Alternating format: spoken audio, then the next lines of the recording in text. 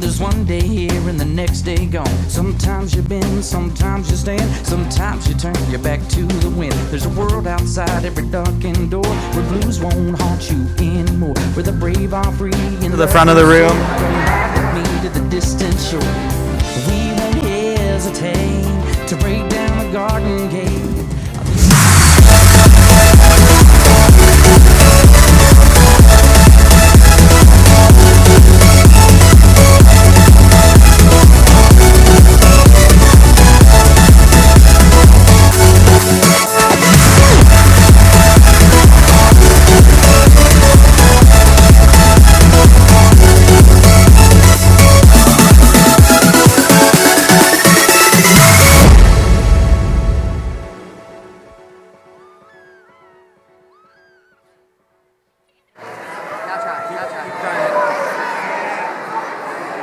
Boker Tov, AZA, and BBG.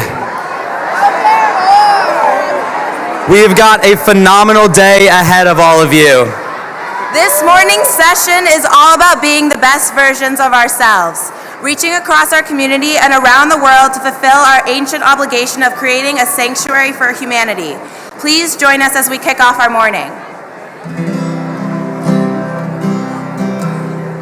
Lord, prepare me to be a sanctuary, pure and holy, tried and true, and with thanksgiving, I'll be a living sanctuary for you.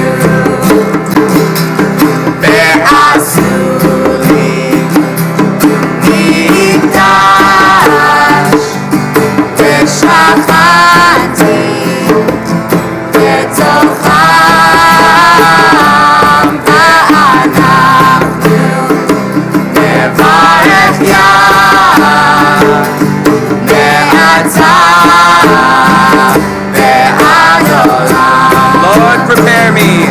Lord, prepare me to be a sanctuary,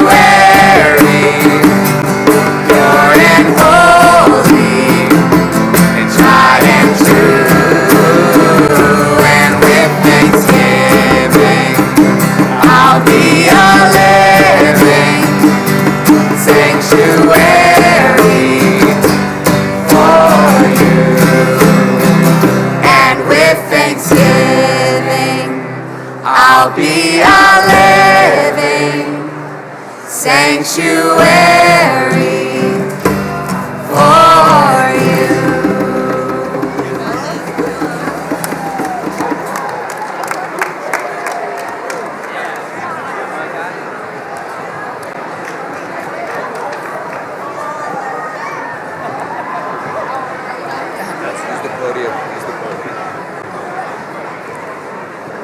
My brother Olives. And my sister B'nai B'rith girls. The past 6 months have been inspiring. Our movement has been championing causes at all levels, confronting society's challenges and making a real difference. And we've learned a lot. And this morning, we'd like to begin by sharing some of our newfound wisdom with you. A teacher once asked her students, "Where does God live?" Her students laughed and said, "Don't you know? God is everywhere." The teacher looked at them, smiled, and replied, "Not exactly. God lives wherever we let God in." Ve'asuli mikdash v'shachanti betocham. And they should make me a sanctuary so I can dwell among them. These instructions come directly from God in this week's Torah portion, Terumah. God commands our people to make a sanctuary, a mikdash, so that the people can feel that God is there amongst them. We know what you're thinking. Just like those students, isn't God everywhere? Why does God need a physical space in order to be somewhere? Our sages teach us that we had to build the mikdash because the people needed to know that God doesn't live in heaven far away from us. That we had to build the mikdash so that the people would know that they could find God. Is it possible to find God? Has anyone succeeded? What would happen if we did? There was once a young child who lived near a forest. Every day, the child would go off into the woods alone. The child's parents would sit at home, nervous because they knew what the forest was, and it was dark and dangerous. One day, the parents took the child and said, "Why do you go into the woods every day? It's dangerous, and we worry every time you're gone." And the child replied, "Well, I go into the forest to find God." The parents were so moved, and with tears in their eyes, they said, "That's so beautiful, but don't you know, God is the same everywhere." "I know God is the same everywhere," said the child, "but I am not." What have we learned so far? We've learned that God is not everywhere, but wherever we invite God in, and we've learned that God is with us when we're the best versions of ourselves, when we're living the Torah and Jewish values, and when we've learned that maybe it's not really about where God is, but it's about applying the lessons of building the sanctuary to the building of the rest of our lives. What would it look like if we really did apply these lessons? If we built our world as if the earth was our sanctuary? Think of what we would achieve and how we would value one another. Since Sinai, this has been the character of our people, and with every generation, these ideals renew. We must commit to living these lessons and building a sanctuary. It starts with us. This morning, we've assembled a diverse cast of movement leaders working to widen the scope of our collective sanctuary. Representing a plurality of life experiences, faiths, cultures, races, and ideals, we are made stronger by their example and wisdom. Our first guest, Daniel Lubetski, has applied these Jewish values to every aspect of his life, including the corporate world, building his businesses with a mission to make the world a little kinder, one snack and one act at a time. The fastest growing U.S. snack company, the Kind movement, has inspired more than 1 million kind acts since the company's inception in 2004. A pioneering social entrepreneur working to bring people from areas of conflict together and creating an opportunity for those developing economies, Mr. Lubetski is a social good champion, an author, and a role model for us all. Please join us in welcoming Daniel Lubetski and the Kind Snacks Company.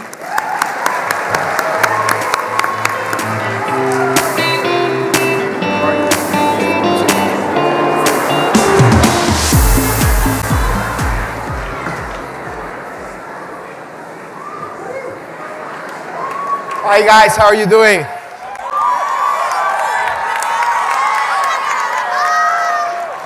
How are you? It's so energizing to be here with you guys. I'm telling you, I feel really, really honored to be here with you guys. I'm 47, so when I was 18, I can't, maybe almost about 29 or 30 years ago, I was a BBYOer myself. And I was originally born in Mexico City, and are there any Mexicans over here? Good job. But then I think I'm gonna get a bigger cheer when I say that I moved to Texas when I came here. And being here is so cool. Thank you guys.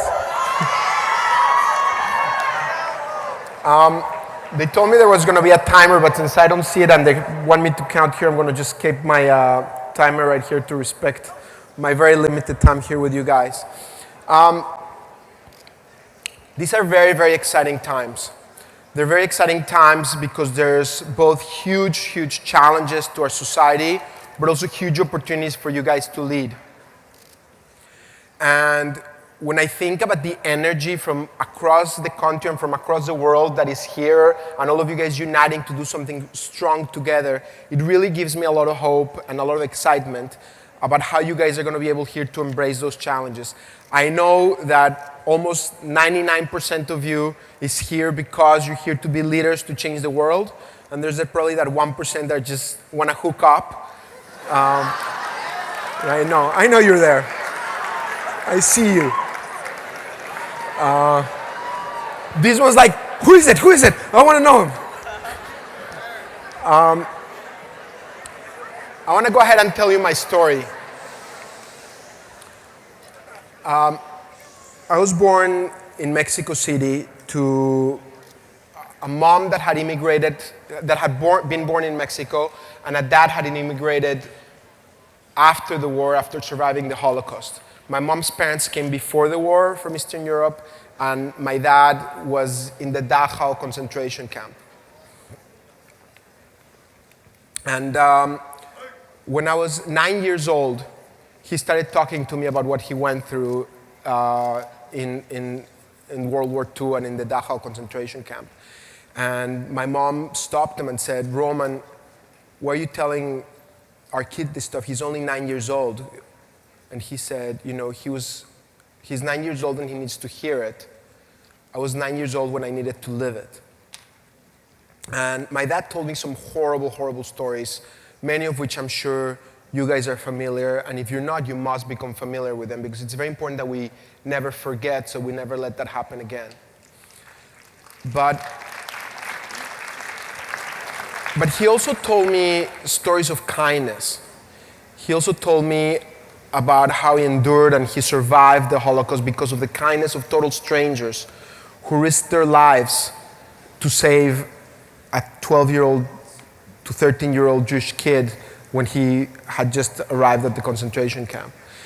And one of those stories was a German soldier who, when people were not watching, threw a potato by my dad's feet.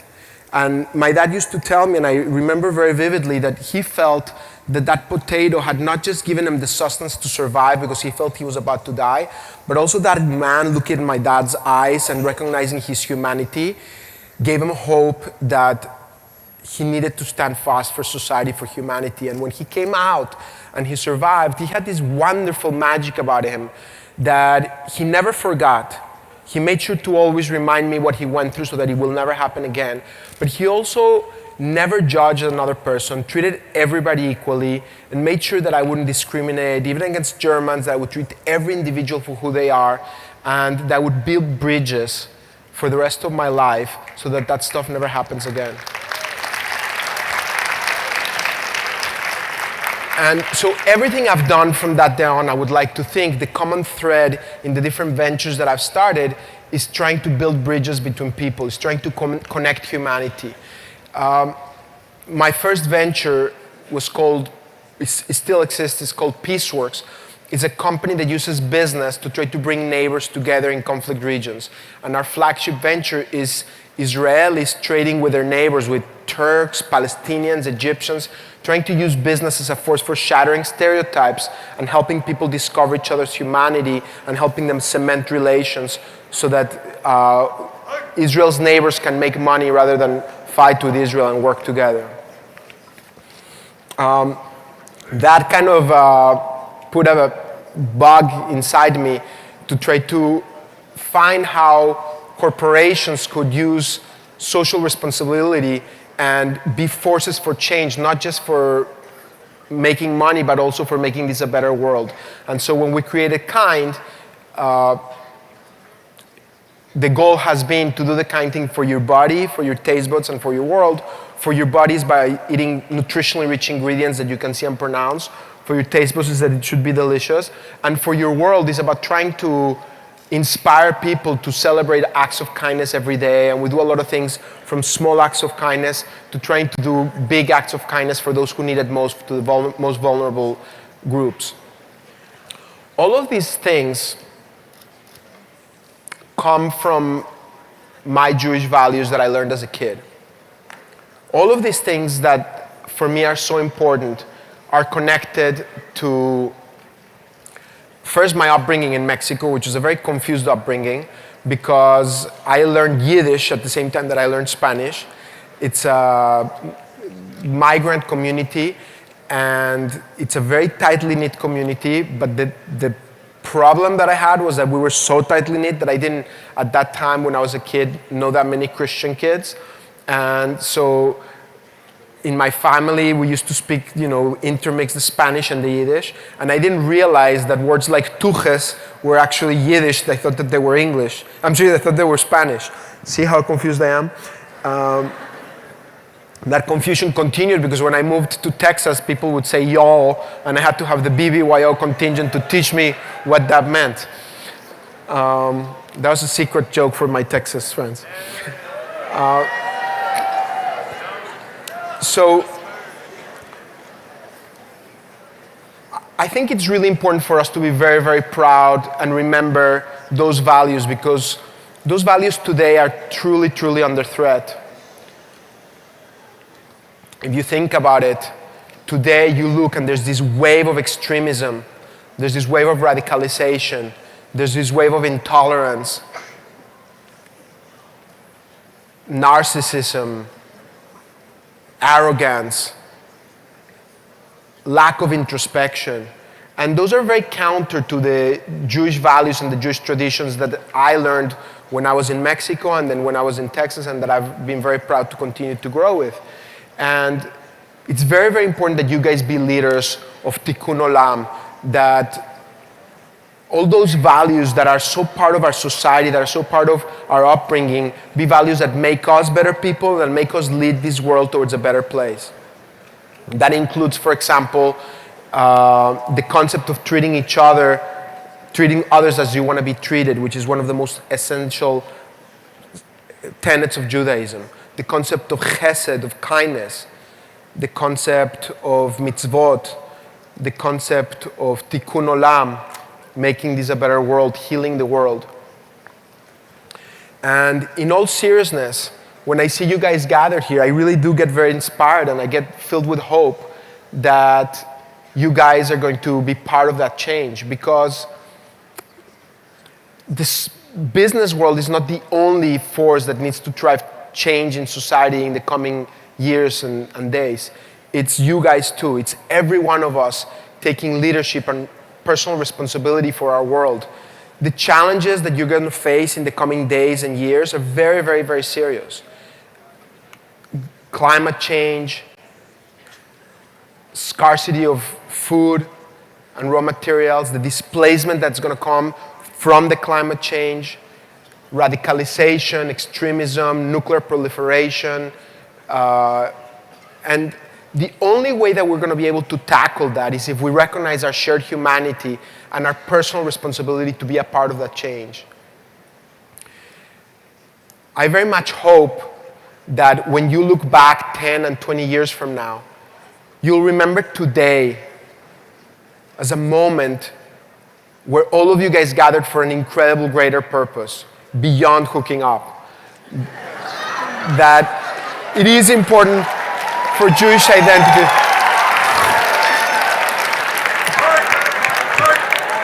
I'm not sure if are you applauding for the hooking up or for the beyond hooking up?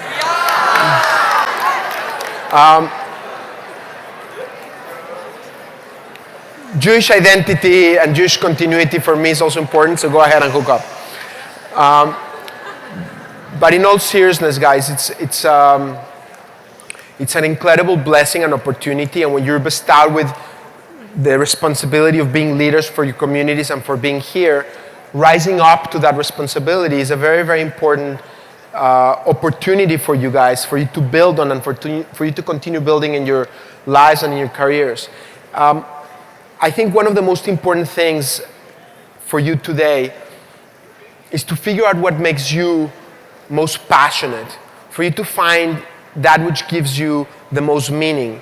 Because if you're able to find that, if you're able to find, it might be issues of Jewish identity, it might be issues of helping fight diabetes, or it might be clean the environment, but whatever you find, if you find something that you really truly care about, that's going to fuel you and it's going to drive your success, because when you pursue something that you believe in, your success is guaranteed. Because what's important is not the end result, what's important is that journey. And if you follow a journey of something that you care about, then I think you're going to get there. And my last appeal is that along that journey, when you're doing that stuff that you believe in, you find a way to always be inclusive. That you use this unity, which is so important for us to maintain that continuity. Today in our society, in Jewish society, in American society at large, within Israel, outside Israel, the threat of division, of alienation, of dehumanization is very real. And it's very, very important that as you pursue things that you believe in, you listen to the other side also. You learn from the other side also. You work really, really, really hard to go for what you believe in, to fight for what you believe in, while never dehumanizing the other side, while never thinking that you have all the answers, always being introspective. And if you do that, I hope that it's going to be 10, 20, 30 years from now when you're guys going to be in this stage talking to the next generation about how they can make a difference. And I'm really, really honored. I'm very proud to be here today with you guys. Thank you. Thank you, guys.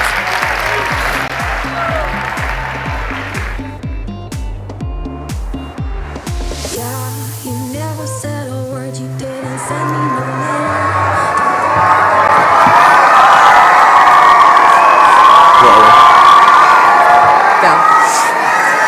Thank you, Mr. Lubetski, for being with us this morning and sharing your story with us. The values you use to lead your company are remarkable in an often competitive industry. Your corporation is an example to the commercial world that profit need not trump success, and that even businesses can be built in the spirit of sanctuaries. As Jews, we have traveled vast distances for millennia, carrying our values with us, focused on bettering whatever communities we are in. Sanctuaries are meant to be places where people are safe and free. 67 years ago, we achieved our age-old dream of returning to our ancestral homeland, and for the first time in thousands of years, we had the chance to build a state as a national sanctuary for the Jewish people. This wouldn't have come to pass if not for our next guest. The state of Israel is our sanctuary, a place where we can be safe and a place where we can be free. A small country, but enormously meaningful to the Jewish people and increasingly significant to the greater world. Yes, Israel has challenges that still need creative solutions as it matures as a nation, but our little sanctuary on the Mediterranean is a beacon for humanitarian relief, technology and innovation, medical and scientific research, and advances in the academics and the arts, and will continue to grow as a pivotal player in answering the world's energy needs for years to come. Who would have thought that in 1947, this patch of desert earth would be a dream for which we would work so hard? Gideon Lickman, an Aleph of Newark, New Jersey, and a U.S. Air Force pilot in World War II, felt compelled to be part of something much bigger than himself when he was just about our age. Mr. Lickman, alongside a small cohort of American soldiers, worked together to smuggle aircrafts from the United States to Central America, to Eastern Europe, and to Palestine, and assembled Israel's 1st Air Force Squadron during the War for Independence in 1948. Mr. Lickman is a founding father of Israel's Air Force. Following one of Israel's Air Force's first mission, he said, "I was risking my citizenship and possibly jail time. I didn't care. I was going to help the Jews out. I was going to help my people out." Mr. Lickman flew more than 30 missions for the Israeli 101st Squadron before the war was over. It is our esteemed honor to welcome our brother Aleph and hero, Mr. Gideon Lickman, to share a few reflections on his service to the Jewish people. Leave it here, leave it here, leave it here. Feel so close to you right now, it's a force field.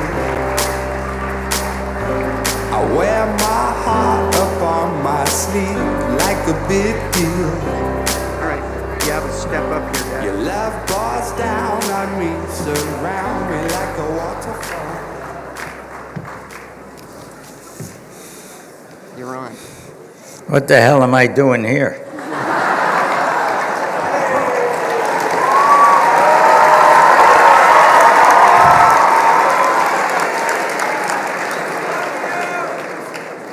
I wish I was born in Newark, New Jersey.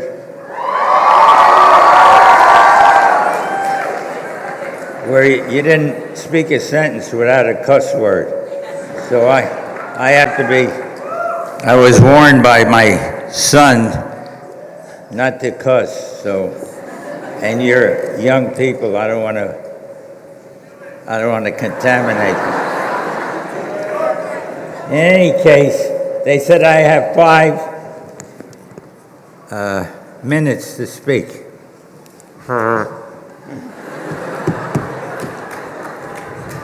Okay. Okay, go ahead.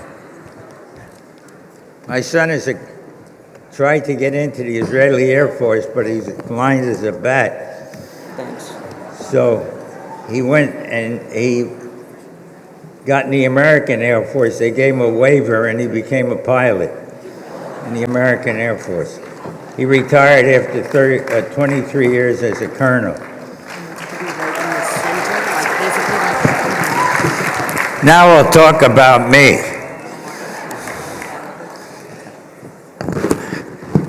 As I indicated, I grew up in Newark, and I was near the airport, and I envied and admired the pilots. I always wanted to be a pilot, and the war started, and in order to become a pilot, you had to have a college degree, and they gradually lowered it to all you had to do was pass the test. I passed the test. I became the world's greatest aviator.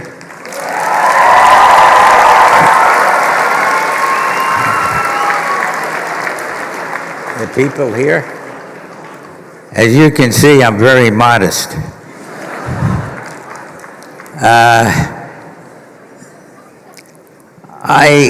My father was principal of a Hebrew school. He and my mother taught Hebrew in Hillside, New Jersey. And I was brought up in a Zionist home. I remember collecting money in little blue boxes for the Jewish National Fund. In any case, the World War II started.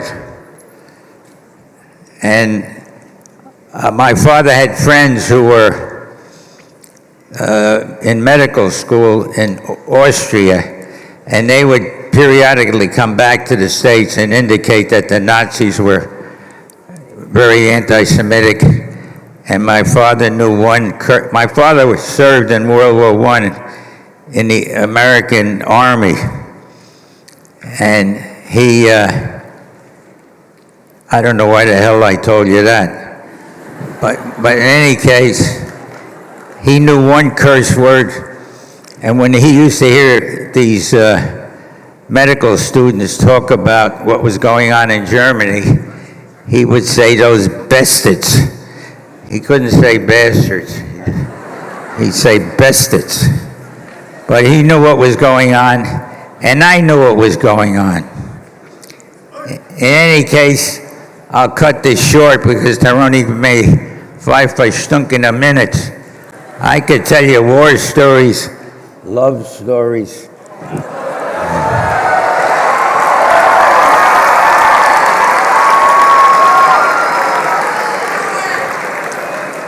You should excuse, there's a Yiddish word, allerlei stories, which means all kinds of stories.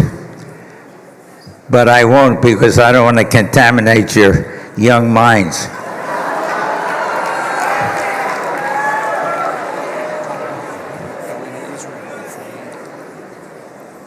Okay, I'll have to skip a lot. I became the world's greatest aviator in the American Air Force. I volunteered to go to Europe. I wanted to kill Nazis.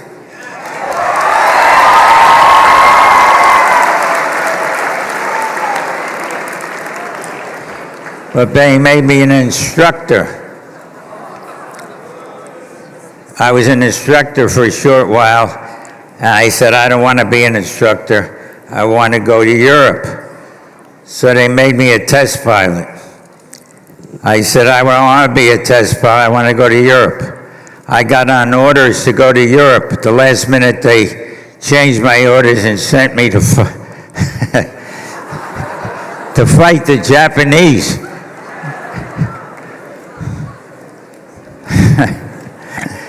Okay, I'll cut this short. But boy, could I tell you stories.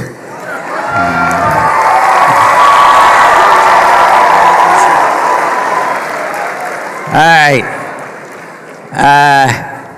I fought the Japanese in New Guinea, where you lie down in beds with netting over the beds, and all of a sudden something would jump on the netting, and I thought it was a pussycat, but it was a rat. It was very, very wonderful living conditions. Anyway, I ended up in Aishima, a small island off Okinawa, escorting B-29s, bombing Japan.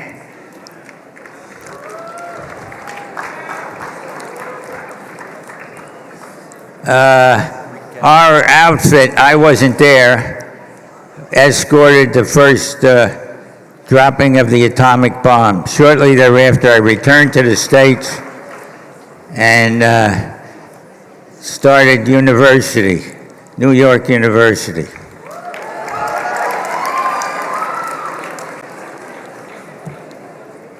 Which was a factory, but I don't want to get into that. In any case, things started happening, and I joined the Shamer HaTzair, which was a Zionist organization, and I became more interested in what was happening in Israel. And to make a long story longer, what the hell am I going to talk about? About being recruited and going to Israel. There was a ship, the Exodus, that was bringing refugees in from Europe. Quiet. Remember, I taught school. They were bringing refugees with boats into Palestine, and the British, the British were stopping the boats, taking the Jews off the boats and sending them into more concentration camps in Cyprus and all over the Mediterranean with barbed wire around them, more concentration camps. I got pissed off, and I heard somebody speak telling these stories. I went up to him and I said, how do I get on one of these boats? He said, write Land and Labor, a magazine, a newspaper in New York City. I wrote them, and they sent me a form. I filled the form out. In the form, they said, did you fight in World War II? My 5 minutes is over. Go ahead. You want me to stop? No, go ahead.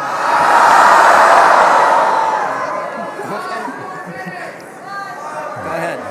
Go ahead. You want to hear some real war stories?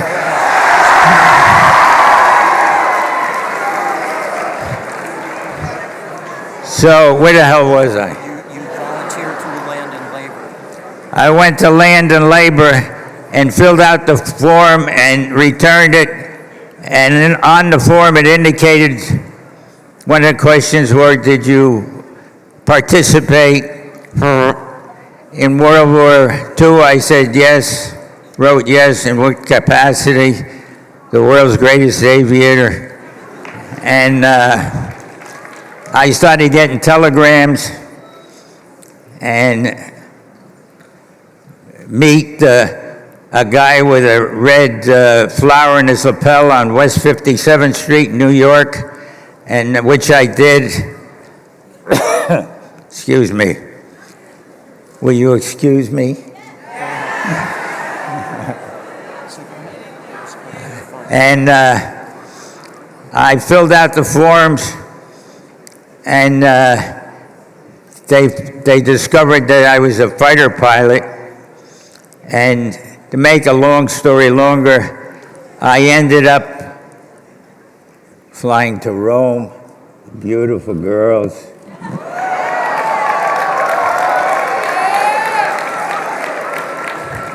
Big boobs.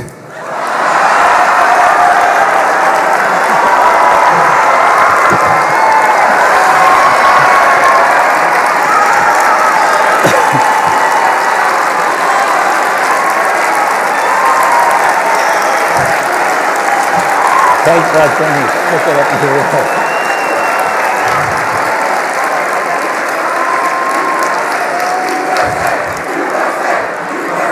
USA. But this was Rome. This was Rome. Remember, the war had disseminated the male population in Rome. So we had free run of the place.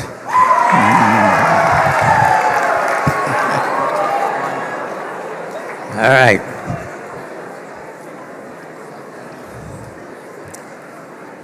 Where am I speaking again?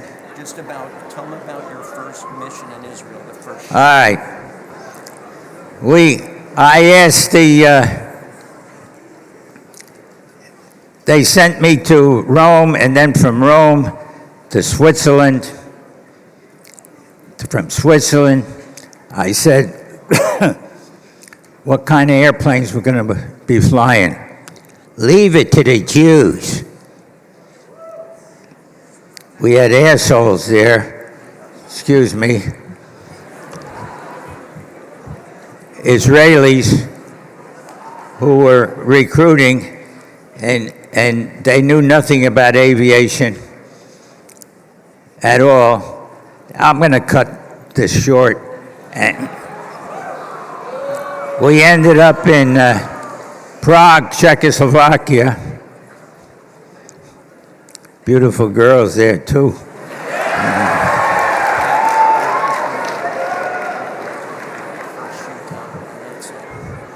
What? You got to talk about the shoot and then we got to go. Okay. All right. I got to move on and cut. I'm going to speak again at one of these other affairs.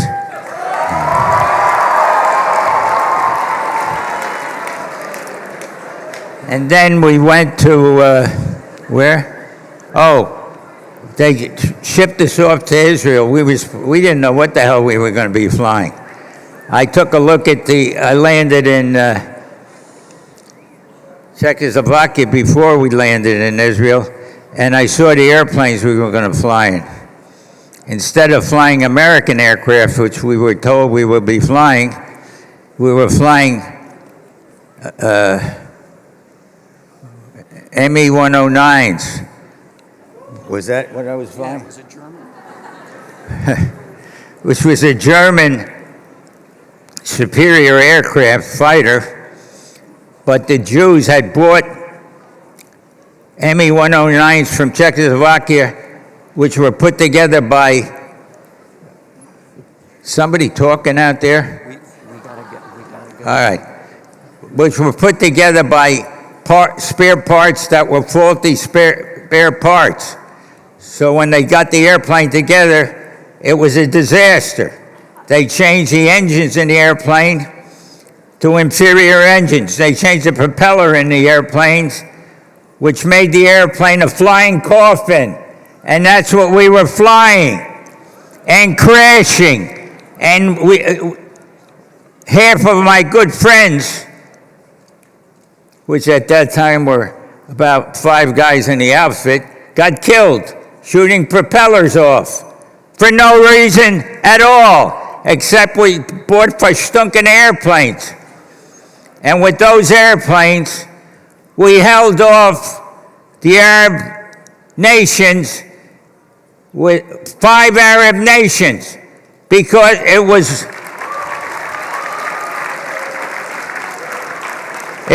fraudulent on our part. One of the members of the squadron was Asa Weizmann, who later became president of Israel, head of the Air Force, and so forth. Asa used to get on the telephone, which was tapped. We gotta go. Okay, go ahead. Will you get the hell out of here? Go ahead. Okay, I'm ending. Okay. The planes were tapped by the Arabs, and each squadron had 20, 30 aircraft, so we'd scramble, get up in the air, 101 squadron, 102 squadron, 103 squadron. We had 4 flyable aircraft, and they would come in to attack us, and they'd get notice that 5 Israeli squadrons were taking off after him, so they turned around and go back. In any case, finally, I got tapped on the shoulder. There are 4 enemy aircraft infiltrated Israeli territory. I'm ending this. I'm shooting the airplane down. Will you get the hell out of here?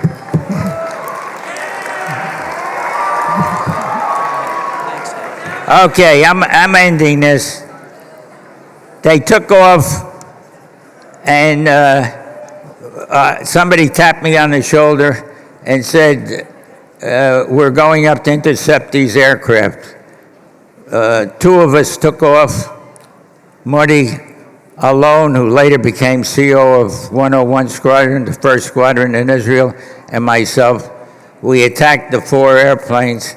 I shot down one of them. Shot his ass out of the sky. That was the first. That was the first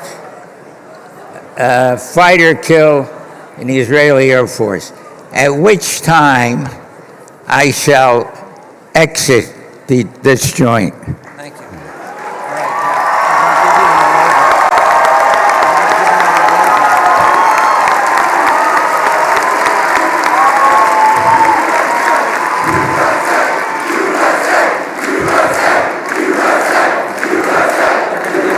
What do you want me to do?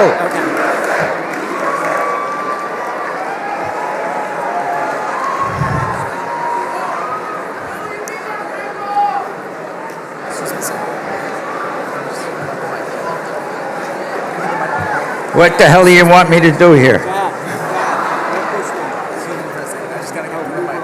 What?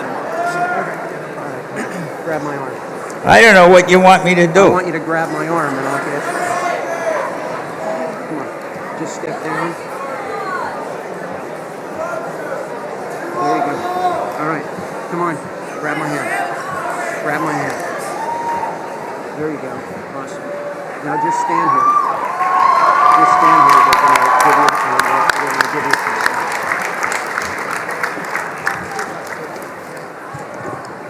stuff. Mr. Lickman, I just want to thank you one more time for being here today.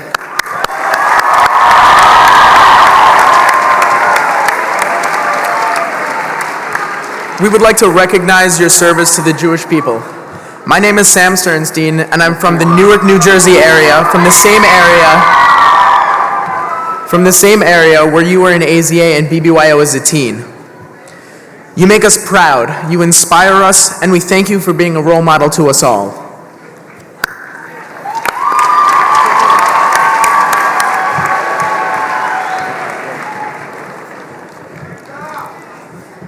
Mr. Lickman, my name is Amit Nahum. I'm 20 years old and I'm currently serving in the Israeli Air Force.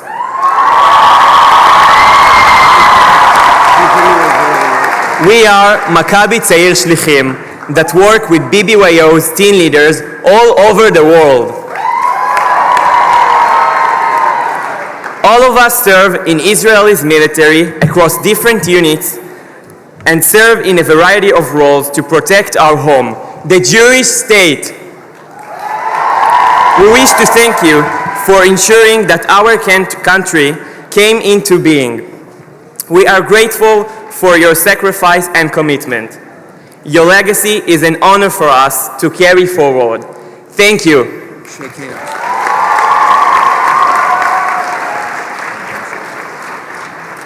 Mr. Lickman, I'm Staff Sergeant Evan Gewirtz of the Golani Infantry Brigade. I'm from Chicago, Illinois.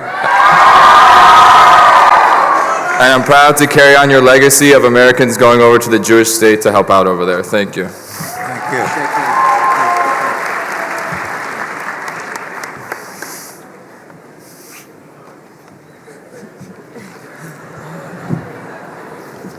Mr. Lichtman,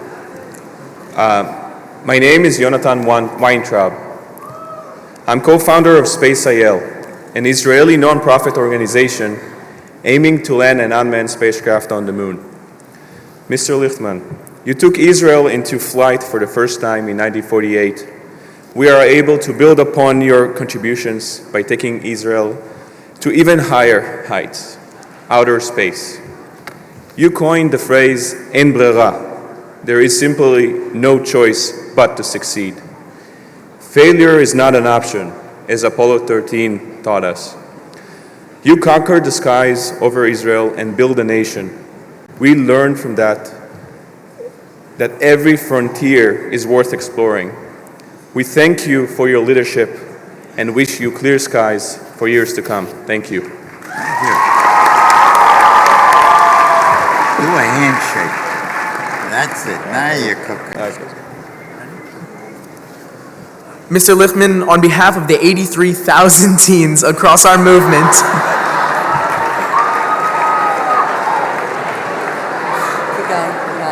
on behalf of the 83,000 teens across our movement and Jewish teens worldwide, we would like to name you as one of our 2016 BBYO Stand-Up Award winners this year.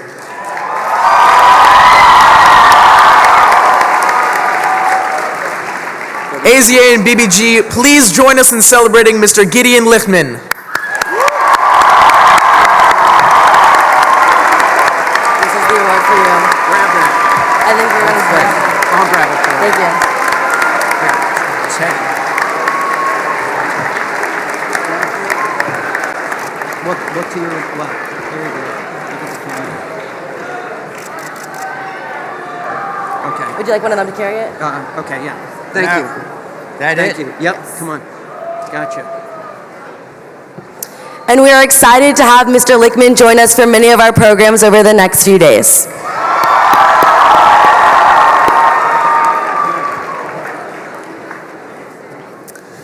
Sacrifices made by heroes like Gideon paved the way for the creation of the sanctuary that is Israel.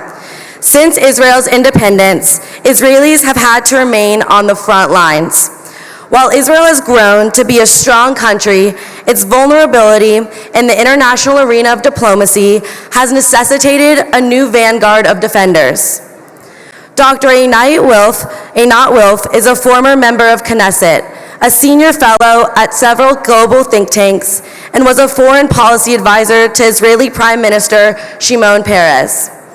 A former intelligence officer in the Israeli Defense Forces, Dr. Wilf is known as Israel's roving ambassador, advocating for Israel's goals toward regional stability, lasting peace, and embracing legitimacy on the world stage. Dr. Wilf is inspired by a vision of Zionism that is still far from being a completed process, and she sees opportunities for young people to be an integral part of the progress to come. Please join me in welcoming Dr. Einat Wilf. I feel so close to you right now.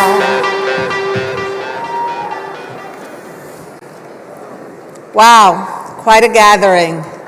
Who knew? Many, many years ago in Israel, I was part of a marginal, not so well-known youth movement called BBYO. Turns out I was a BBG and I never knew it.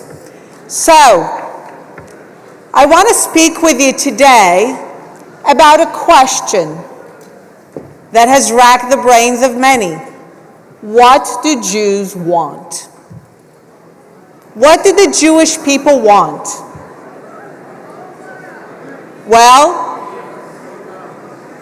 we heard some of the things before, but quite simply, what the Jews want and what everybody wants is to be treated equally, even when you are different.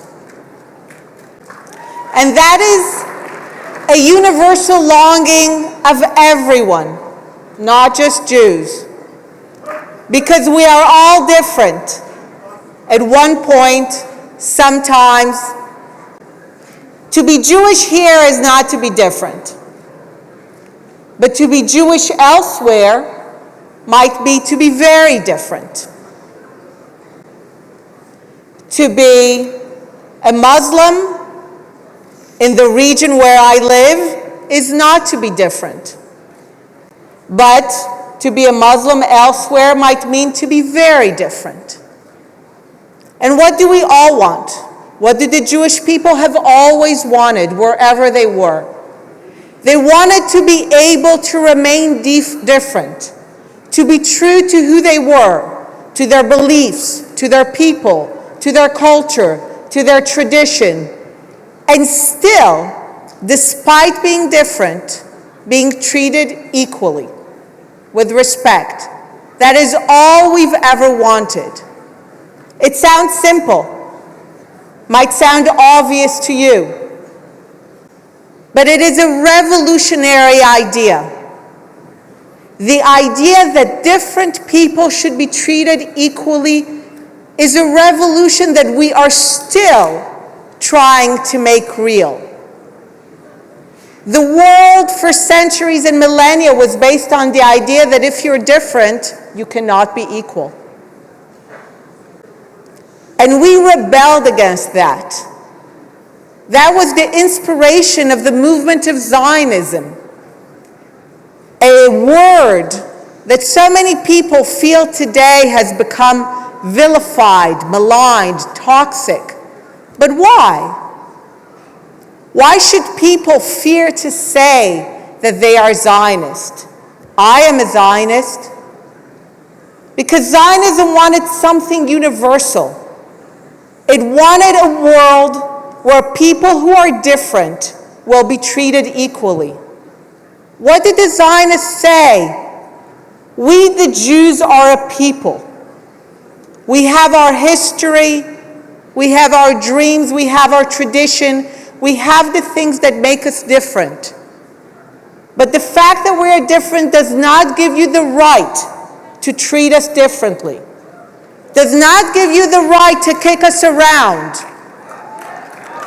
The fact that we are different gives us every right to be treated equal in this world. We are a people like any other people. And like any other people, we have our right to a land, to liberty, to sovereignty, to our own place, to a place where we can be responsible for our own rights.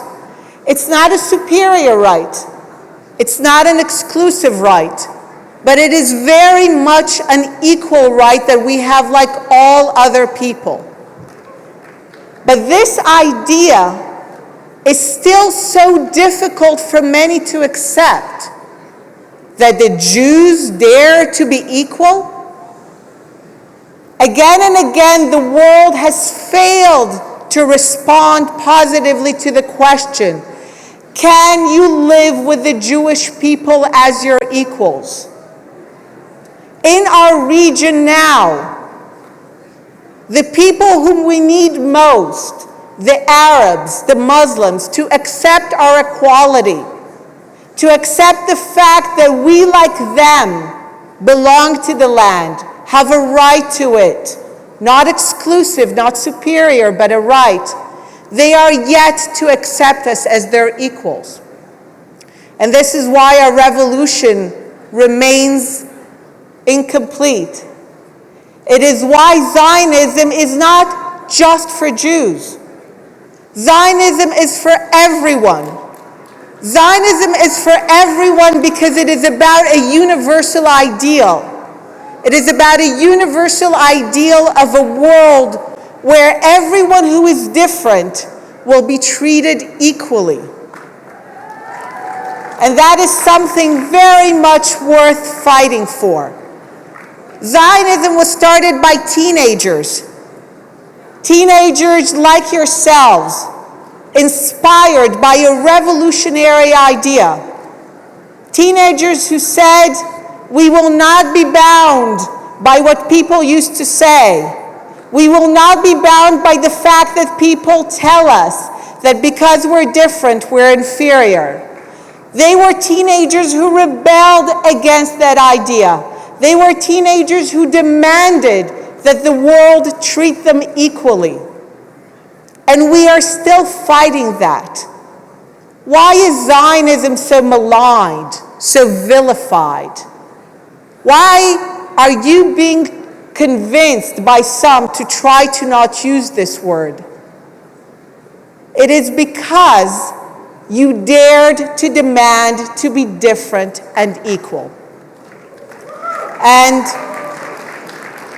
let me tell you something that I've learned from my life in politics. The one thing you learn in politics is that no one ever gives up power willingly. No one just tells you, go ahead. You used to be inferior, but now you're my equal, no problem. And there's always a backlash when those who were inferior dare to say they are equal. Those who used to have the power refuse to relinquish it. And they try to convince you to stop the revolution, not to be a part of it. I am also very much as I am a Zionist, I am very much a feminist.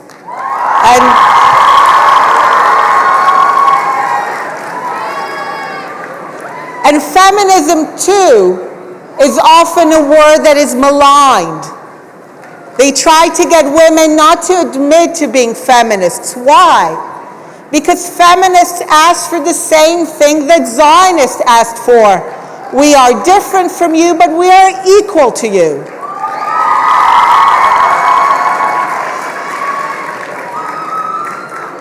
So remember that wherever you go around the world, wherever you find that the history, the story, and the ideology of Zionism is being vilified and attacked, be clear that you are standing behind a remarkable universal idea. You are not standing only for Jews. You are not standing only for Israelis. You are standing for everyone who was ever different and demanded that they be treated equally. And standing up for everyone who is different sometimes, somewhere, means standing up for everyone. And that is what Zionism is all about. Thank you.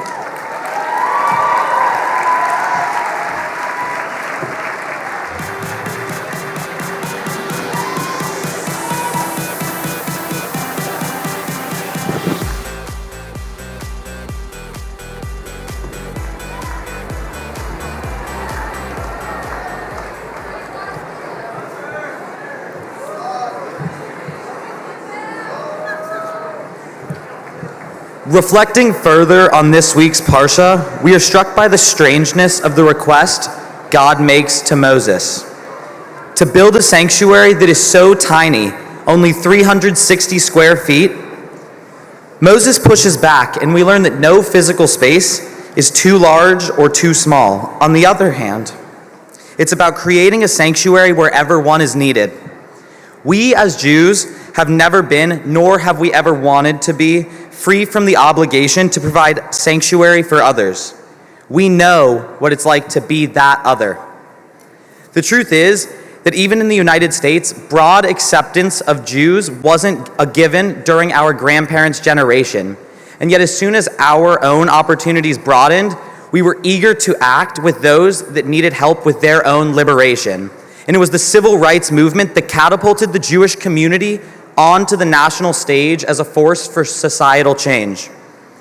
Led by icons like Rabbi Abraham Joshua Herschel and Rabbi Eugene Borowitz, American Jews stood next to Black Americans, whether on the steps of the Lincoln Memorial or walking arm in arm in Selma, Alabama.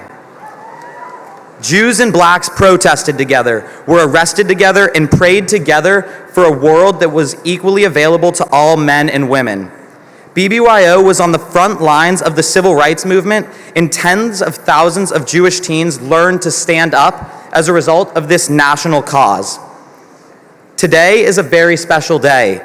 Today is the anniversary of the founding of the NAACP, the National Association for the Advancement of Colored People.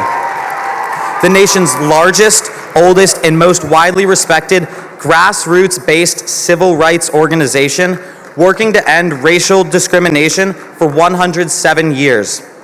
We are deeply honored that the president and CEO of the NAACP Cornell Brooks, is here to share his reflections on the long-time alliance between our communities and his vision for what all young people, regardless of faith, race, or culture, can do to build a better tomorrow. As an attorney, activist, congressional candidate, and pastor, President Cornell Brooks has devoted his life to fighting for equality and social justice. We are humbled and honored to host President Brooks on the NAACP's Founders Day. AZA and BBG, please give a warm welcome to President Brooks.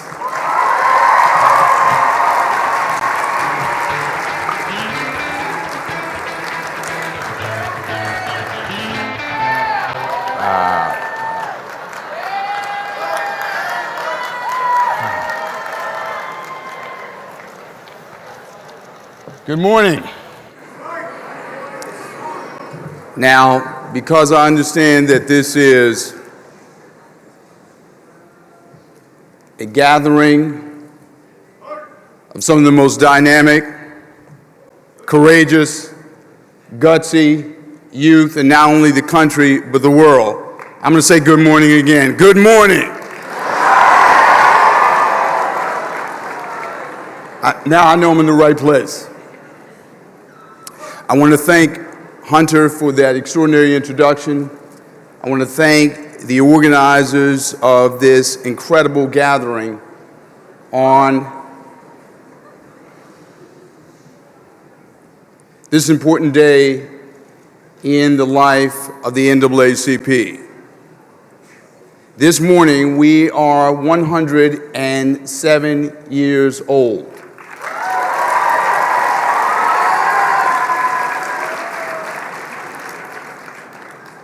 Now, I have to tell you, my brothers and sisters, I'm really delighted to be here. And the reason I'm delighted to be here is because I'm hoping that I can get a special exemption and dispensation to become a member. And I'll tell you a funny story. So my grandmother, Miss Rosalie Prelo, used to tell me a funny but true story. She said to me, she said, Cornell, when you first came into this world, you did not make a great first impression. She said, you came into the world weighing about 3 pounds and 3 ounces. My friends tell me I've not gained much weight since then. But you were born in a military hospital in El Paso, Texas, General William Beaumont Hospital, the Texas crowd. And she said to me that when you were born, you had a number of birth complications. The umbilical cord was wrapped around your neck. The doctors went to your mom and said, your son is not likely to live beyond the end of the day. And if you all are religious, you need to call upon the chaplain to come and bless your child. And so they looked for a priest, they couldn't find one. They looked for a minister, they couldn't find one. They found a rabbi.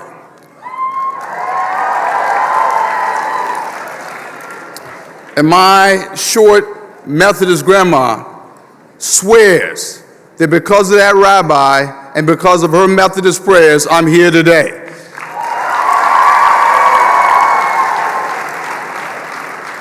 So I'm looking for some exemption to get me into the BBYO. Now this morning, I just want to share with you an extraordinary moment in American history.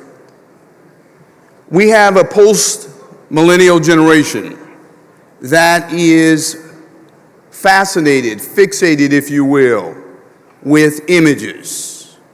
We have a group of young people in a small town in the Midwest called Ferguson, Missouri. This extraordinary digital generation, fascinated with pixelated portraits, took pictures of a friend who was killed, left on the pavement for 4 hours, by the name of Michael Brown. They did not have law degrees. They were not elected members of Congress. They were not representatives in the House or the U.S. Senate. But they took pictures, put them on mobile devices, put them on cell phones, took those pictures and circulated them around the world. And they put the name Mike Brown and put his name on the lips of the President of the United States, Barack Obama, and they took his name to Geneva. That's the power of this generation.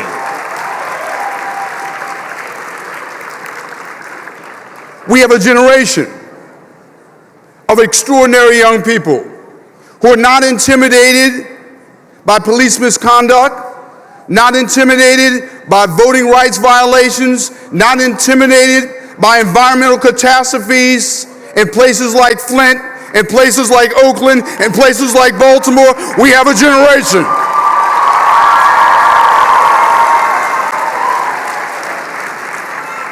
who are not prematurely pessimistic, not prematurely cynical about what they can do, the kind of impact they can have, the change they can bring about. That generation, this now generation, is in this room at this moment in American history. That would be you.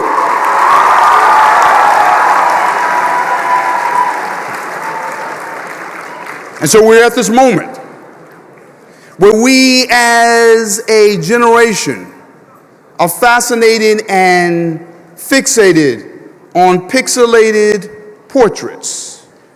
We take selfies of the important moments of our lives.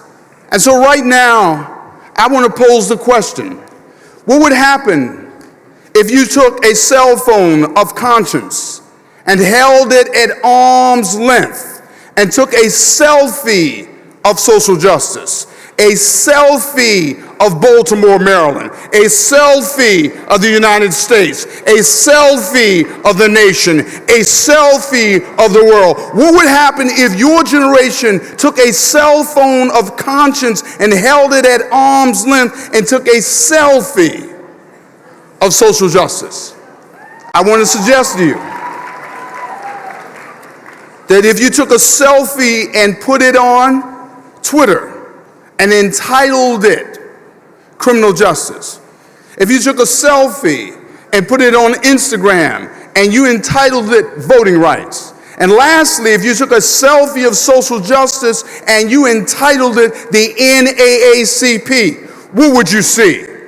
Let me start with the NAACP. 107 years ago, a group of progressive whites and African Americans in New York City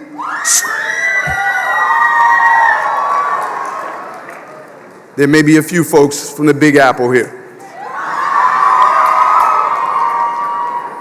If you took a picture of the NAACP and its birth and its founding, our critics have called it a Zionist conspiracy. Why? Because American Jews were there at the birth of the NAACP, at the founding of the NAACP, and the growth of the NAACP, in the expansion of the NAACP, in the militancy of the NAACP, the courage of the NAACP, the guts of the NAACP, in the streets with the NAACP, here in Baltimore with the NAACP, in Ferguson with the NAACP, in Staten Island with the NAACP, and in Charleston with the NAACP. And every day, at every hour, the American Jewish community has been with the NAACP.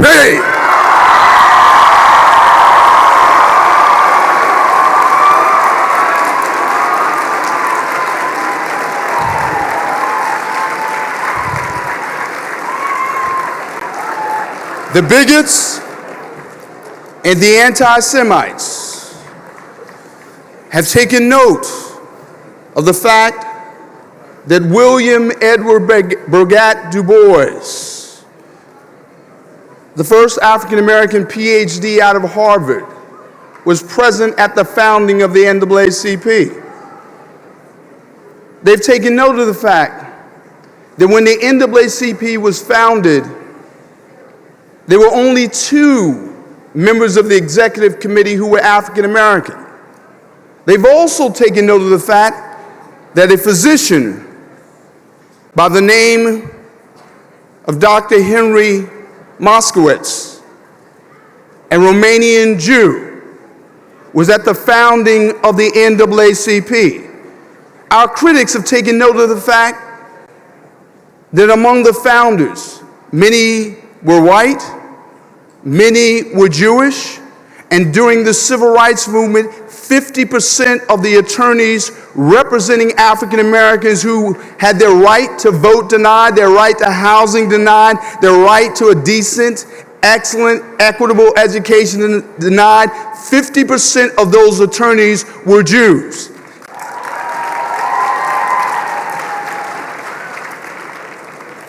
Now, why do we say that? Why in 2016 do we note the presence of Jewish Americans and African Americans together?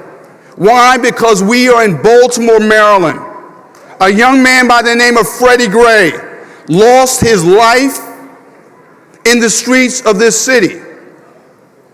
But Freddie Gray was not alone in losing his life. Sandra Bland lost her life. Michael Brown lost his life. Tamir Rice, 12 years old, lost his life. And I'll just remind you that Tamir Rice was 12, Michael Brown was 18, Walter Scott was 40, Eric Garner was 40. The victims of racial profiling, of multi-generational, and the opponents of racial profiling have to be multi-generational. We need Jews, we need African Americans, we need young people, we need older people, and we need to stand strong together.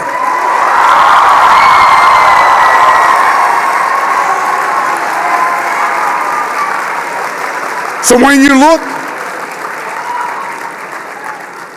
and you take a selfie of the NAACP's picture, its portrait, is not Christian, it's not merely Baptist, it's not merely Methodist, it's not merely African American, it's Orthodox, it's Reformed, it's conservative, it's Jewish, it's African American, it's Italian, it's Lithuanian, it's Romanian. It looks like America, it looks like the world, because that's who we are. We look like you.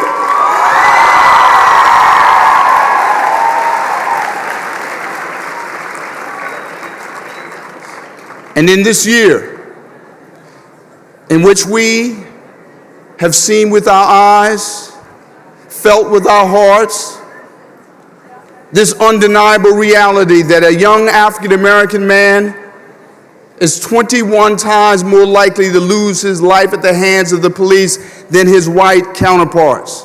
We have seen all across the country Jewish students, Jewish high school students, Jewish college students walk side by side with African Americans to put an end to racial profiling, to put an end to racial brutalization, to put an end to police misconduct. Why? Because we believe not only do black lives matter, we believe all lives matter. Whether your skin is black or your uniform is blue, we stand up for the right of all Americans and all citizens to live under the Constitution without fear.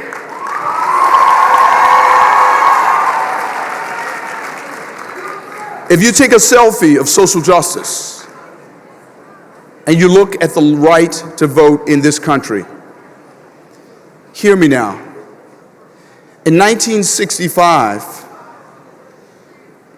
the right to vote was being denied on the basis of race, being black or being white.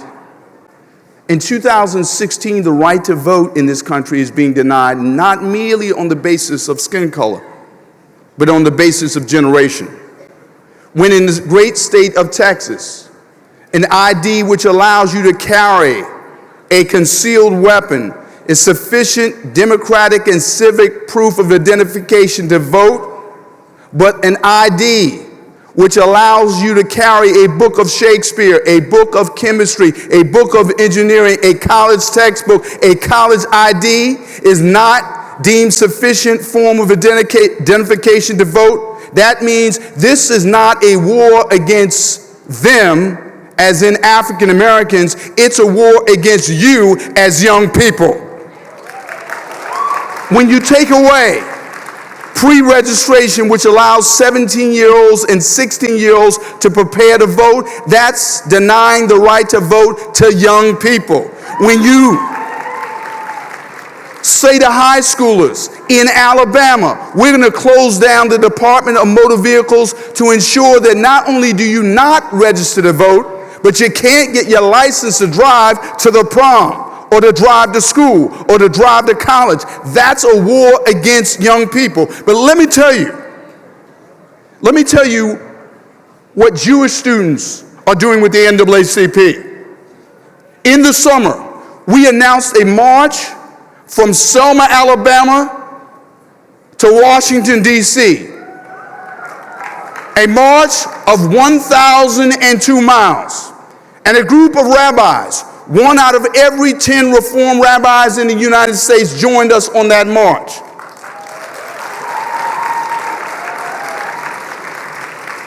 And here's what I found. A group of rabbis who carried the Torah from Selma, Alabama to Washington, D.C. Here's what I found.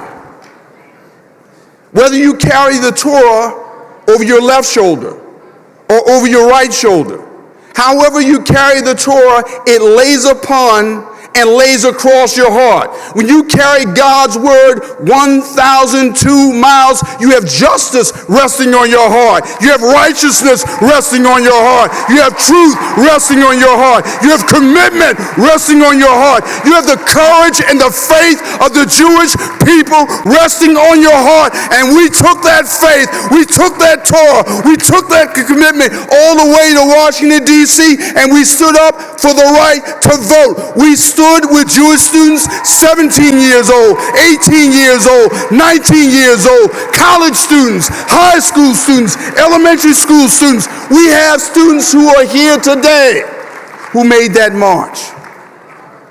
Lastly,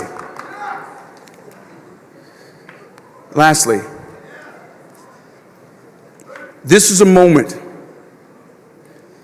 in American history where we need you. It's a moment in world history when we need you. If you read the history books closely, what you find is students have always been in the lead. Young people have always been in the lead. We need you now.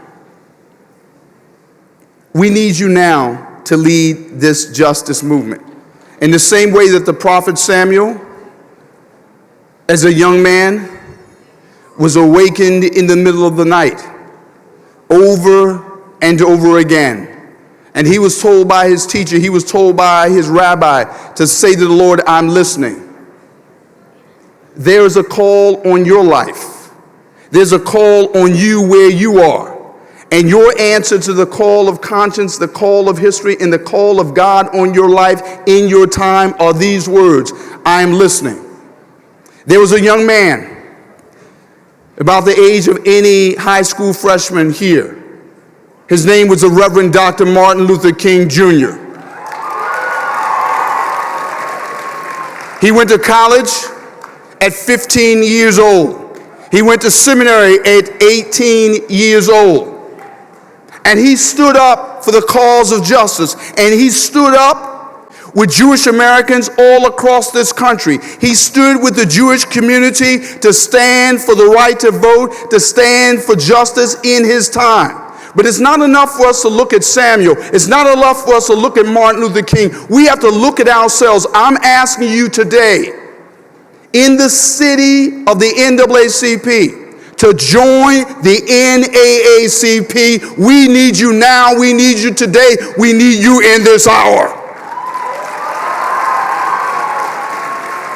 I'm asking you to go online and to join the greatest band of freedom fighters this country has ever known. Number two, I'm asking you to start NAACP chapters in your high schools and colleges. Why? As much a secret as it's kept, the NAACP is the largest social justice youth organization in this country. Why? When you have millions of digital activists, the only civil rights organization with chapters in colleges, high schools, prisons, churches, synagogues, every large city in the country, and thousands of small towns. If anything's going to be done about racial justice in this country, police misconduct in this country, voting rights violations in this country, the Freddie Grays of this country, the Tamir Rices of this country, the Sandra Blands of this country, it has to be done by you. Let me leave you with this story.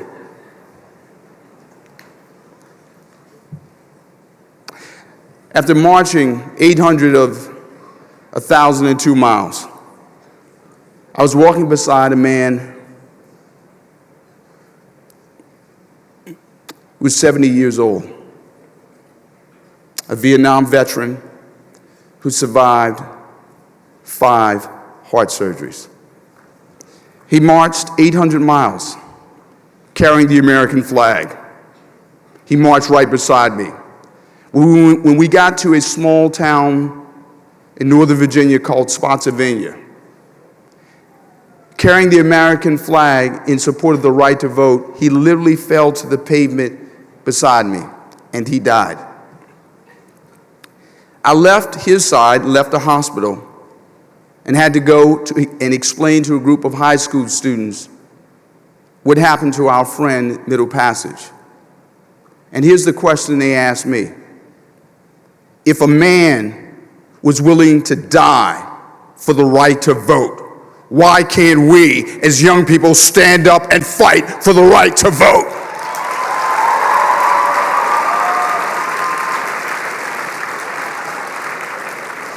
I say to you and your generation, if your foremothers and forefathers and your forebears did all they did with what little they had, why can't you do more with all that you've been given? You can stand up, you can fight, you can push forward, you can define the justice issues of our time, and you can lead this country into a better, brighter tomorrow, because that's who you are, that's your heritage, that's what you stand for, and we, the NAACP, stand with you.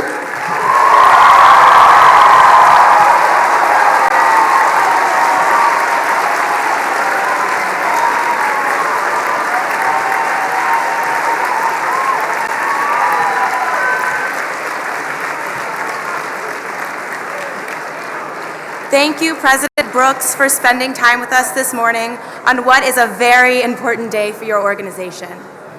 As Jews, we are proud of the role our community played in the civil rights movement, and we are motivated by a sense of purpose to continue seeking justice. We know that there is still much to be done. In honor of our commitment to your work and in recognition of the powerful example you set for us each day, it is our honor to present to you one of our 2016 BBYO Stand-Up Awards this year.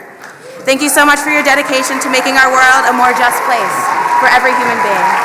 Thank you, sir. Thank you so much. Thank you very much.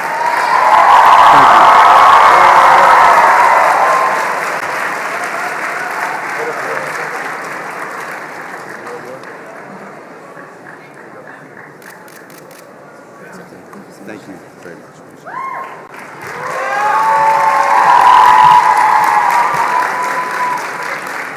We see evidence in every corner of the world that our focus and energy is still warranted.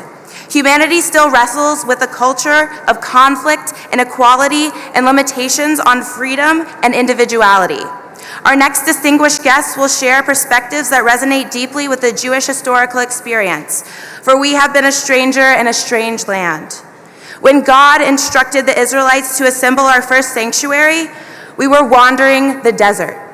It had to be light so we could carry it, portable so that we could put it up and take it down easily, Sanctuary isn't about permanence. It's about feeling safe. A refugee is someone who seeks sanctuary. Their current home doesn't allow life as they deserve it. Unfortunately, this remains a reality in too many places. Today, we are witnessing the largest population of migration of humans ever. The conflict roaring across the Middle East is unprecedented. The situation in Ukraine requires long-term relief. And yet, we have reason to be optimistic. At every moment of crisis in history, young people played a pivotal role in ushering swift resolution to worldwide problems. We are the own best resource for ourselves. Let us build the world in which we wish to lead. It starts with us. First, we will welcome Oksana Galkovich, Director of External Relations and Government Affairs of the JDC's former Soviet Union division. Oksana has been on the JDC's front lines working to provide relief to distressed Jews and non-Jewish communities across Ukraine amidst its current conflicts with Russia. Oksana is living and breathing the JDC's mission and the values of the Jewish people each and every day. Following Oksana, we'll broaden our view of the refugee experience and what we can do about it. We will be joined by Faiza and Mona, two teenage sisters that have recently made the journey from Syria. Together, they are working with organizations and activists like Aaron Schrody to educate the world and community on crisis unfolding and to urge quick action towards peace and stability. And then, we are humbled to host the chief executive working hand in hand with the most influential teen on earth, President Megan Stone of the Malala Fund. Megan now steers the Malala Fund towards its goal of enabling every girl to complete 12 years of safe, quality education so that they can achieve their potential and be a positive change makers in the families and communities of which they are a part. To begin the next segment, please join me in welcoming Oksana Galkovich of the JDC. Last night, tired from the fight, I've been fighting for tomorrow all my life. Yeah, I woke up this morning feeling brand new. Behind the stage there and looking at all of this happening, and I thought to myself, back 25 years ago when I was a teenager, if this happened to me back then, I would definitely have thought that I've landed on a different planet. It's something unbelievable, because when I was 15 years old, my country stopped to exist. And with the collapse of the former Soviet Union, we lost not only our regular lives, we lost our savings, but we also lost our identities. So we were not Russians, we were not Ukrainians, we definitely were not Jewish, we were all Soviet people. That's how I was growing up, without any national self-identification. So when this country, huge country, suddenly collapsed, I didn't know where I was. I didn't know where I belonged. I didn't know who were my people. I didn't know what was my faith. And today, only 25 years after the collapse of the former Soviet Union, there is a vibrant Jewish life in my hometown in Ukraine and all over the post-Soviet countries. And while I was only able to start my Jewish path when I was a second-year student at university, today's Jewish teens already know exactly who they are and where they belong. So they formed the Jewish youth clubs, the volunteer networks, the teenage activities. This is all amazing. This is really hard to believe that over 20 years it's possible to do such a thing. The Jewish communities of Russia, Ukraine, Moldova, and all other post-Soviet countries were revived and rebuilt with the help of American Jews. Now, why did that happen? Because we believe that all the Jews are responsible for one another. And look at the word responsibility. This is response, ability. Ability to choose and respond. And as Stephen Covey writes in his book, The 7 Habits of Highly Effective People, highly proactive people do not blame circumstances or conditions. Their behavior is a product of their own conscious choice based on values. And I'm happy and proud that after my Jewishly unaffiliated childhood and teen years, I came to work for an organization which puts the value of global Jewish responsibility into action. This is the American Jewish Joint Distribution Committee, or the JDC, which is an active on-the-ground expert reaching to over 70 countries around the world and helping to enhance Jewish lives there and in Israel. Shimon Peres, the former president of the State of Israel, said about JDC, "I don't know of any organizations that can be compared to them. In the most impassable corners of the world, you let the people you serve keep their dignity and hope." Earlier this week, before I came to the US, I was in the eastern Ukraine, just 3 days ago. This is a place where a military conflict has been going on for over 2 years. This is a place which is just a few miles from my hometown of Kharkov. And when I was there, I saw what I think I never thought I would see in my life. On the roads, you drive your car and they drag tanks and they drag missile launchers. And that's what happens today in the 21st century in the country which is geographically in the middle of Europe. This is the area where villages and towns have been shelled almost to ground level. This is the area where people have to survive without water, without food, without medications. This is the area where our friends and our neighbors were killed by these missiles. And this is the area where thousands of Jews live today, where there are elderly Jews, young Jews, and teenage Jews, just like you, only happens to be living there. So remember responsibility. In such situations, our response ability is critical to save people's lives. Because in this situation, we step in and we bring in clean water, food, medications, and post-trauma support to these people. So this is the current situation in Ukraine is just one of the examples when we are answering with the Jewish answer to people's suffering. There are crises and wars in Israel. There are no threats in Europe. There was earthquake in Nepal, and etc. and etc. So, however, I don't want to finish on this sad note because our history teaches us that while saving people's lives is vital and important, it is not less important to build the future for this community and to nurture the people who make up this Jewish future. So today we are, together with BBYO, through our global partnership, is developing teen leaders in these countries of the former Soviet Union.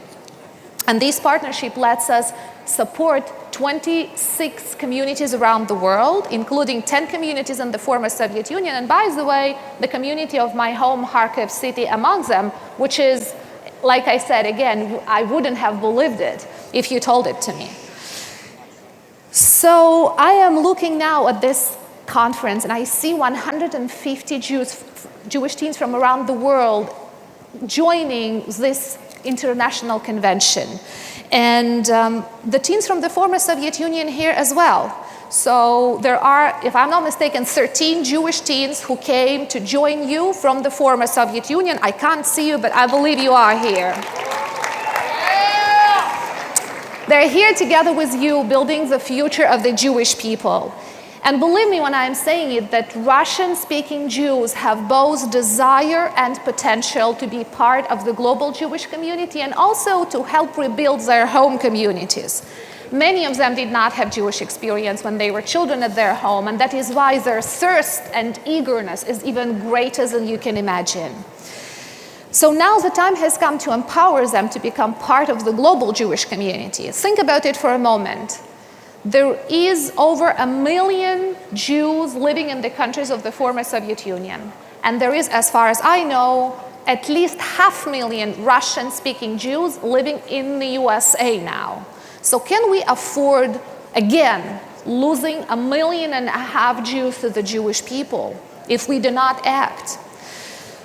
So JDC and BBYO take the words global Jewish responsibility and make it really happen.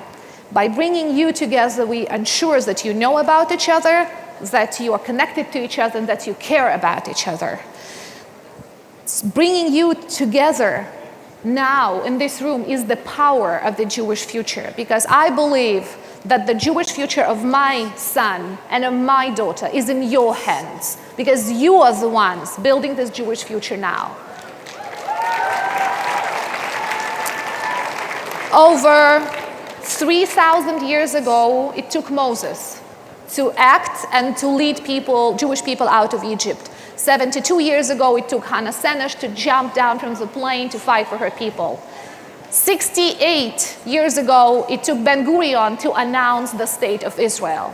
This is what leaders do. They don't wait for anybody else to act, because maybe there is nobody else, maybe there is not now, not here. They take the responsibility and make change in their lifetime. And they make ours a better world. And believe me, it doesn't have to do anything with age. Because after all, Miriam was only a young woman when she helped leading the Jewish people through the Red Sea. And David was only a teenager when he fought a giant. So I'm looking at you now and I'm wondering who in this room is going to be next. Thank you.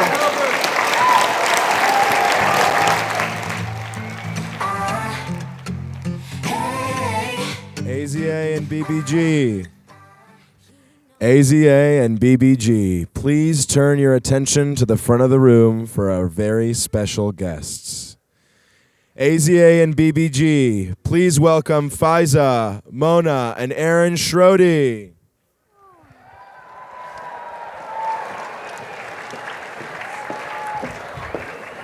How are you guys doing?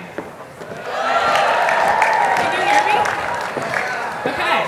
So we're very privileged to have two incredible young women here with us today who are teens like yourselves that are going to share a little bit about their story and how they made the journey from Syria, a pretty harrowing departure from violence, from persecution, and have now been resettled here in Baltimore. So, yes, give it up for them.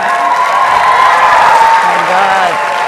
So these are sisters, Faisa and Mona, 17 years old and 16 years old. Yeah. So girls, can you tell me a little bit about what was life like for you in Syria? First thing, I say hello for everyone here. I was from Syria. My name is Faiza. I'm 17 years old. My life in Syria is really easy, not hard, and not different too much like here. We have friends, we have religion, we have people, school, everything is not too much different. We have a lot of things the same here. Yeah? So what was the moment when you realized, your family realized that you needed to leave? When did you know that transition? We know that after my brother died. We have war in Syria and a lot of problem, and we should leave after my brother died. Can you tell us a little bit about that experience? The war started 2013, and we should leave. It's everything different. Our people, some people die, some people I don't know. It's a lot of things happen. I don't feel good when I'm talking about that, but it's okay. And so it was a long process to come here to resettle in the United States. Yeah. When you knew you were going through that, what were you most looking forward to about getting here to the US? We get here for future for us. We are a 5 girl at home, and everyone should do something in future. If we still in Syria, don't have nothing to do. Still war, nothing. Yeah.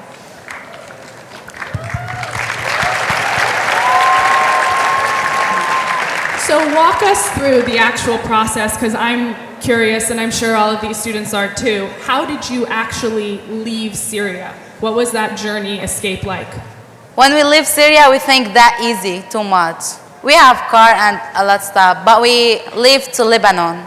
It's a different country, more safe for us.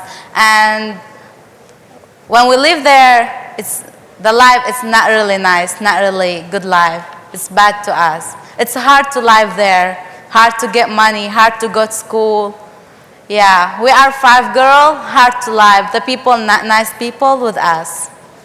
Yeah, but it's good. It's safe place. Yeah. And since you've been here in the U.S., what's been most surprising to you about the culture?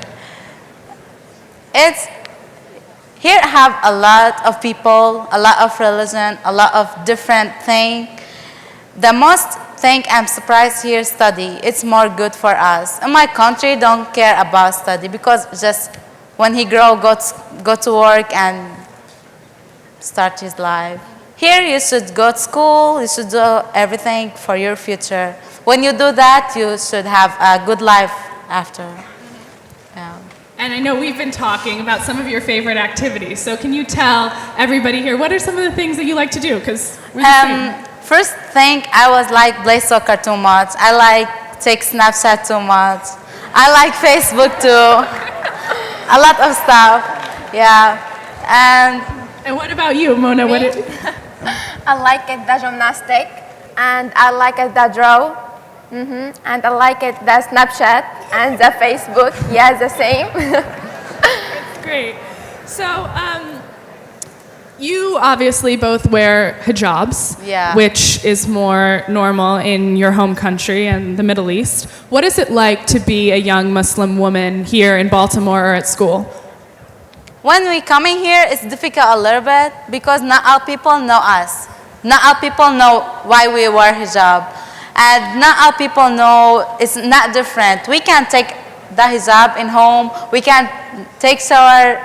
We take hijab. It's not the same. Some people in my school said I was from ISIS. I don't believe that and I don't care about them, but I'm good with my hijab. It's not different for us.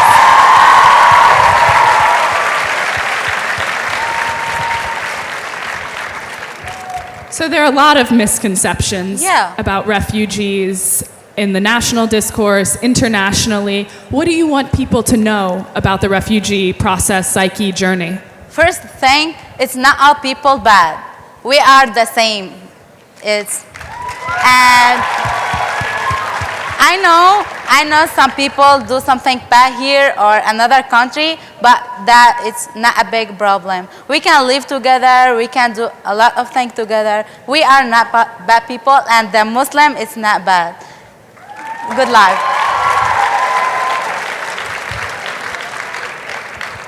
I think that we're all learning a lot from you because sometimes you fear what you don't know. Yeah. So if you imagine your life, will you stay in America? Do you want to go back? What's your dream? First thing, my dream to do pediatrician for children. But after that, I think do police, just for something I don't like it. For my life in future, I don't want back to Syria. I will back visit, but my life here. Syria is not a big thing. She's my country, but I can't do nothing for her. It's everything done. I can't help if I'm here, study, do my work. I think that. Do you want to share with us your dream? What do you envision, Mona? Yeah. شو بدك تحكي يعني حلمك وهيك شيء؟ I will in the future in doctor dentist, and I will. I'm hot. بدي ساعد شو بدك؟ الأيتام. I think she will help the people who did not have mom and dad, because after the war in Syria, a lot of children did not have mom and dad. After most people died, and she said she want to help us. So, lastly, I want to ask you about this. You are a Muslim woman. You are a Muslim woman speaking to thousands of people of a different faith, of the Jewish faith. What does that mean to you personally? I'm so happy for that, because some people don't know what I am, or they think a lot of things about my life is different or like that. No, I'm so friend. I'm like life. I like do a lot of stuff, go with a friend, with family, do a lot of things, the same what they do. Do you want to add anything, Mona? No. All right. Thank you both so much for sharing your stories. Thank you for being here, for your bravery, and for speaking up. Thank you for all people listening to me today. It's so good for me. I'm talking with them. All right, and we're going to be speaking more with them later, so come here. These two women have extraordinary stories to tell, are very, very open, and so I encourage all of you to get to know them. Thanks, guys. AZA and BBG, please give a warm welcome to Megan Stone, President and CEO of the Malala Fund.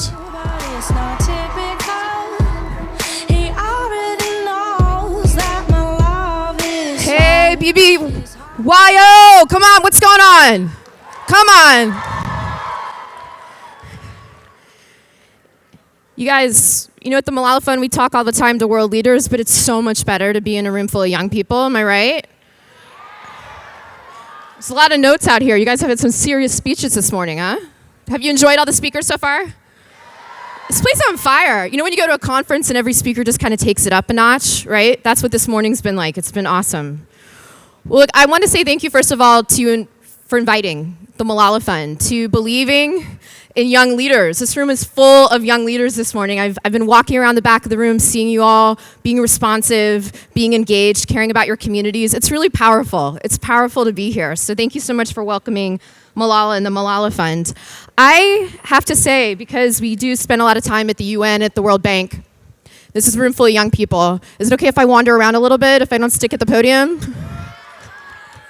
Is it okay if I go rogue and I don't look at my notes the whole time? Is that all right too? I was a little nervous to speak in front of you guys, and so somebody on our team started texting me Beyonce formation giffies, telling me,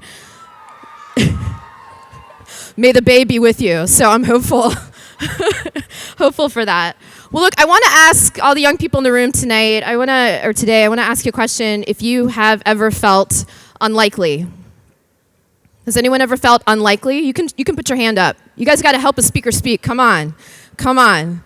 All right. I feel unlikely a lot of the time when I show up, you know, having to find that confidence. You know, I work for a young woman. I work for Malala Yousafzai. Her story is unlikely. And if she was here, she'd want to remind you that history has a way of using unlikely people, right? Using unlikely stories. When I'm at the World Bank, when I'm at the UN talking about the work of the Malala Fund, I always like to remind whoever I'm meeting with that I probably have the youngest boss in the room, right? I work for an 18-year-old girl. I work for a teenager, you guys. I do. And when I sit at the table with these leaders, I love reminding them about the power of her voice, right? But her voice is unlikely, right? If you look at her story for a minute, she started her activism at the age of 11, right? Young, unlikely. Why did the BBC ask her to start blogging about life under the Taliban? Why her?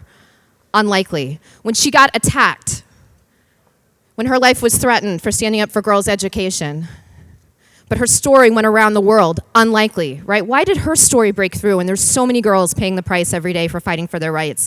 Unlikely. How could a girl from a poor community in the Swat Valley of Pakistan become the world's youngest ever Nobel Peace Prize winner? Unlikely, right? So if you're in this room today and you feel unlikely, I just want to say you're in really good company. You're in really good company because you're in company with Malala and her work. You know, and on the way here this morning, I asked myself, what would Malala want to say to you about her work, working on the Syrian refugee crisis? I always ask myself whenever I go speak about her work, what would Malala want to tell you if she was here today with you instead of in her school? You know, because she's a lot like you guys. She's a student, she's an activist, she's a teenager, she's an advocate. She believes that we can do more. You know, these powerful young women you just heard from before me, Mona and Faiza, about what's happening in Syria around the refugee crisis. What would Malala want to say to you about that? And then I heard about the Torah portion you guys were talking about this morning, right? It was about being a refugee. It was about building sanctuary, right? The sanctuary is something that we have to build together. So if Malala was here today with you, I think she would want to challenge you all to be builders, right? To be builders of that vision together, to be joint owners with her in building a vision for girls' education and for education for every Syrian refugee. And she would ask you to use the same tools that she uses every day. The power of your voice, what you do online, the power of your conscience. She would ask you to raise your voices, not so that you can shout, but so that you can be heard, right? On behalf of those who don't have a voice. Come on. Your voice matters. Your voice matters, but only if you use it. Only if you use it. That's something Malala teaches us every day.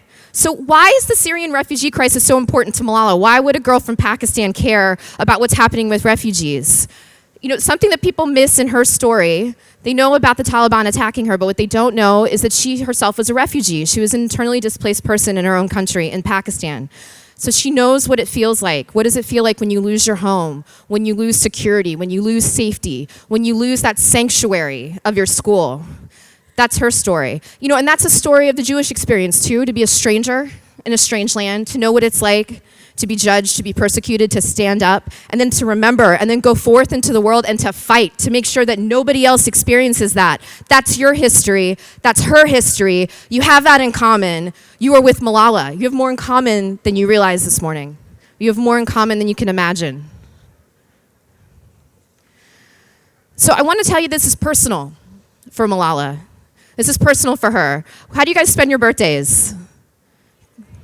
Right? Can I share with you how Malala spent her birthday? She spent her 18th birthday on the border of Syria in Lebanon with girls your age, opening a school for Syrian refugees and calling on the world's leaders to do more to meet the urgent needs of Syrian refugees globally.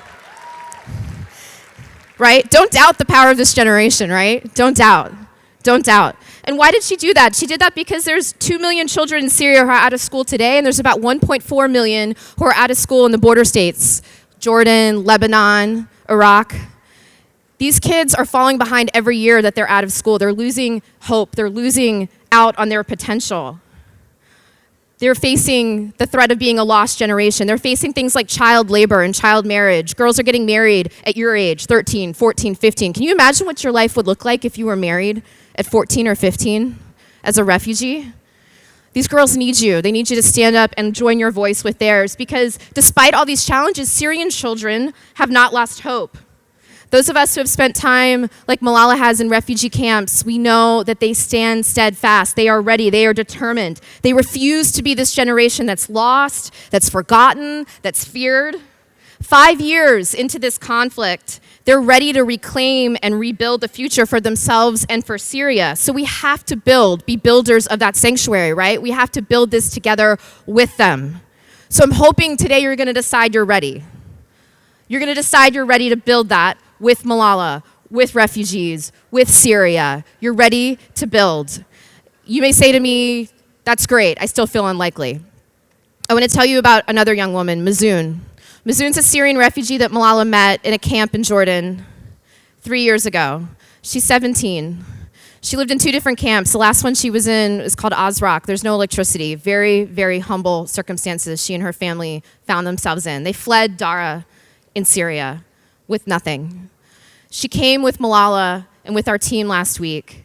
She met with world leaders in London at a summit trying to get aid for Syria. She stood up. This is a girl from humble circumstances, meeting with world leaders, raising her voice, speaking out.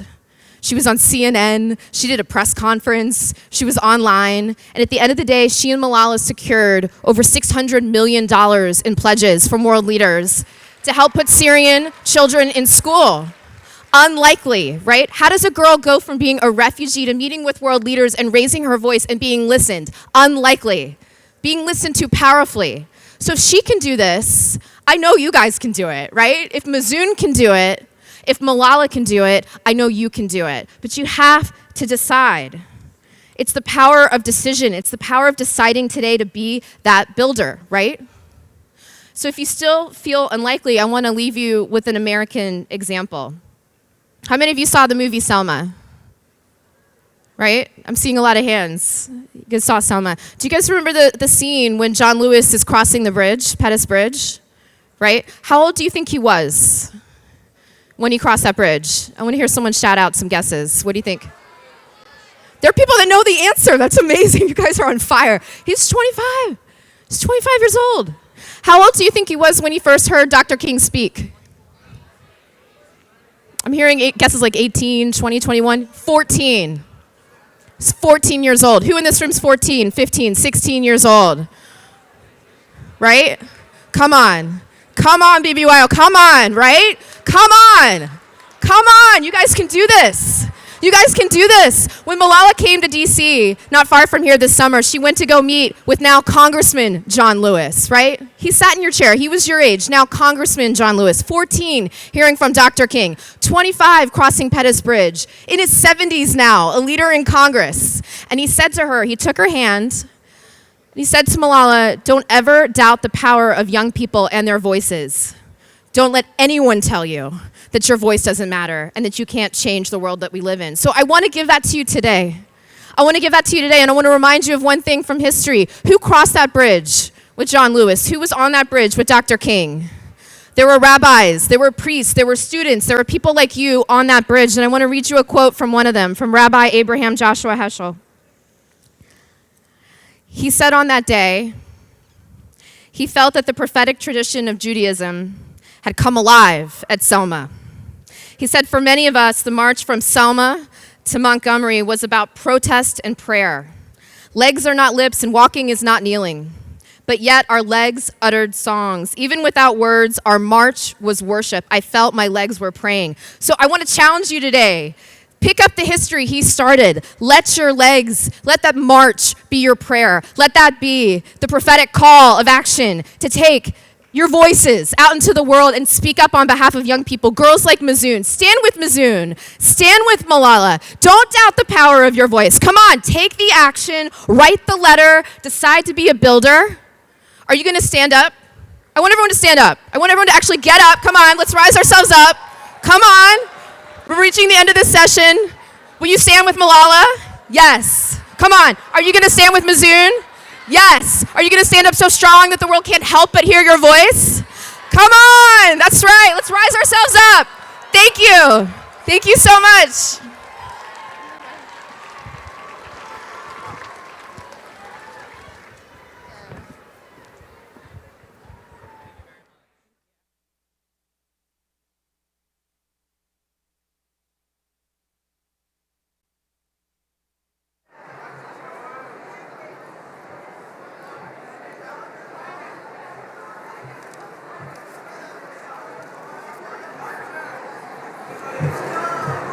Can everyone please be seated?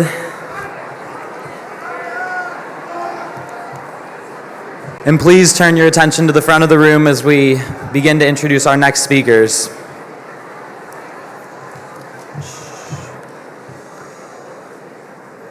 Sometimes a sanctuary isn't built with diplomacy or global relief efforts, but rather it is drawn from the need to look into another person's eyes and see them for exactly who they are. The final portion of this morning's program brings forward two change agents who had to find sanctuary within themselves in order to inspire a more inclusive society. The founder of Gender Proud, Gina Rosero, came out as a transgender on International Transgender Day of Visibility while giving a TED Talk in March 2014. Since then, she has spoken at the White House, the United Nations, and at countless universities around the country. A globally renowned activist and model, Gina's work focuses on elevating trans visibility in the media. Her great hope for the community is that every trans person is free to self-identify with the fewest possible barriers. And Jason Olson, a junior from Michigan region, has recently worked with local AZA, BBG, and professional leaders in the Detroit area to establish the region's first BBYO chapter, Harvey Milk BBYO number 593, to further build on BBYO's commitment that every Jewish teen, everywhere and anywhere, can have a home amongst our order and within our family. Please join me in welcoming Gina Rosero.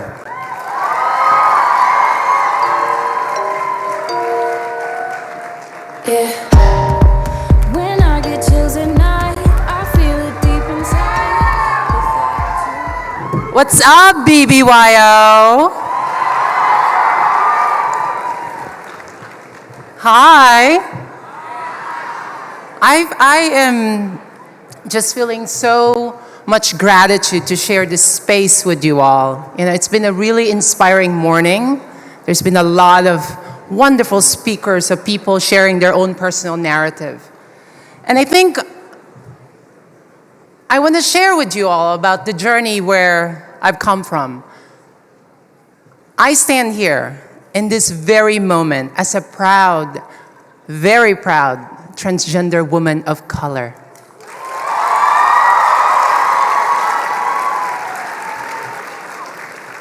I am an immigrant.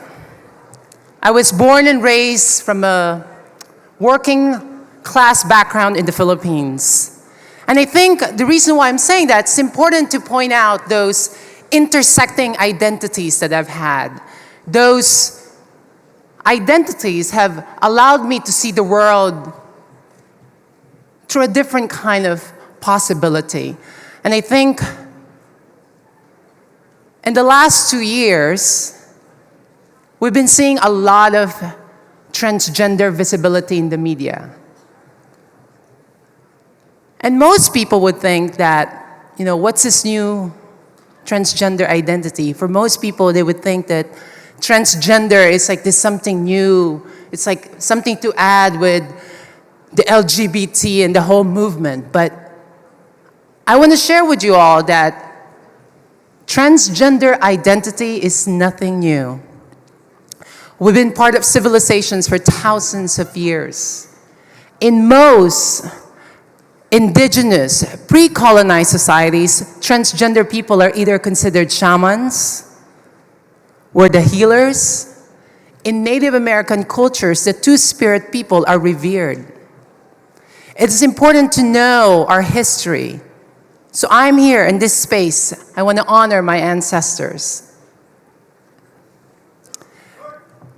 Thank you.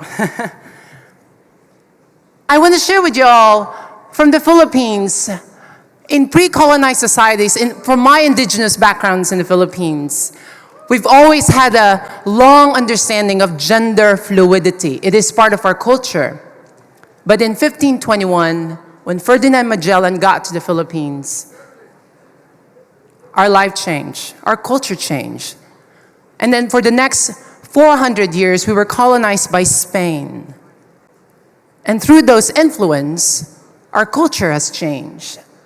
One of that influence is religion. All of a sudden, we became a majority of Catholic societies. I do want to share something about a very specific, almost kind of ironic, in the Philippines, because we've inherited this culture of religious celebrations. Right now, if you go to the Philippines, we've had this long history of transgender beauty pageants that happen during religious celebrations. So it's kind of ironic in these Catholic traditions, and we have transgender beauty pageants. And something happened when I was 15 years old. I started joining transgender beauty pageants. I would join different kinds of pageants. In a way, as a 15-year-old young trans girl, that was the very beginning of my self-identity, of my self-empowerment. It was also my first job. Not a bad job, right? And for the next 2 years, I've traveled all over the Philippines to join different types of events and religious celebrations as a transgender beauty queen. This is one of the first times I've met some of my friends in my communities. But then my family moved to the United States. And then in 2001, I had the opportunity to follow my next dream, which is to become a fashion model. When I moved to New York City to pursue my dream, it was a completely different time. I knew it was a blessing and it was a great opportunity. I was living my life as a model, but at the same time, there was not an out transgender model at the time. So it's a completely different scenario. I made a choice to not share my own personal journey. So you could just imagine, as much as I was living my dream, pursuing, doing photo shoots, doing advertising jobs, I remember moments where I would go in a photo shoot and I would come home feeling so scared. What if somebody finds out? What are they going to say? What's going to happen in my career? After many years of living in this constant fear and paranoia, I've had enough. So on my 30th birthday, I made one of the boldest, biggest decisions in my life is to live in my truth. I decided to come out and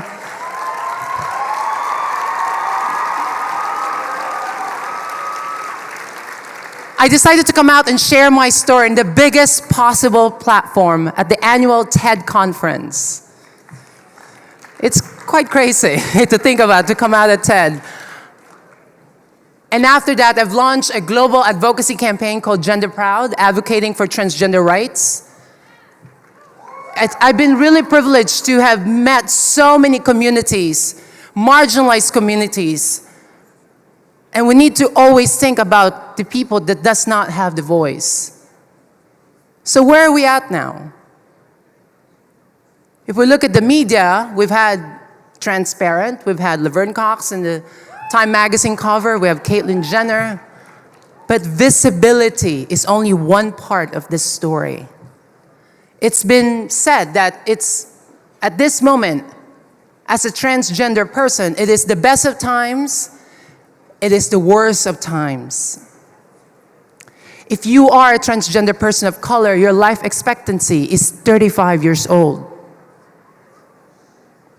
The unemployment rate in my community is 2 times the national average.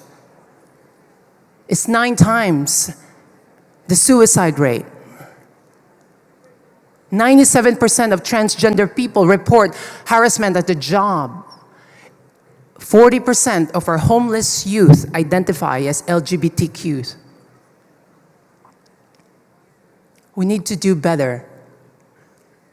And I think at this moment that we're thinking about it in this space where almost this big dichotomy about what's happening right now in the media, we need to make sure that we center the narrative of our most marginalized communities.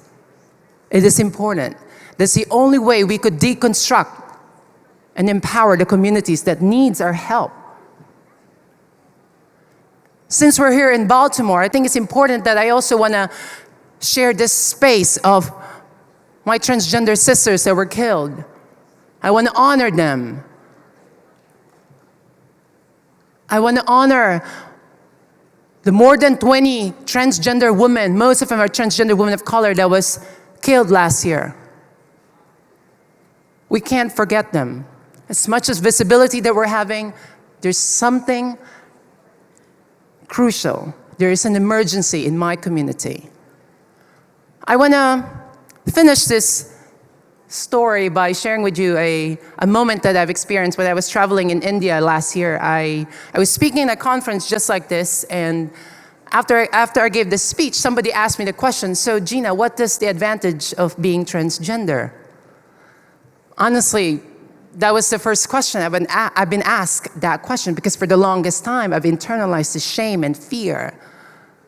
For a moment, I just wanted to sort of give this very snappy answer by saying, because I'm fabulous. However, I thought of that.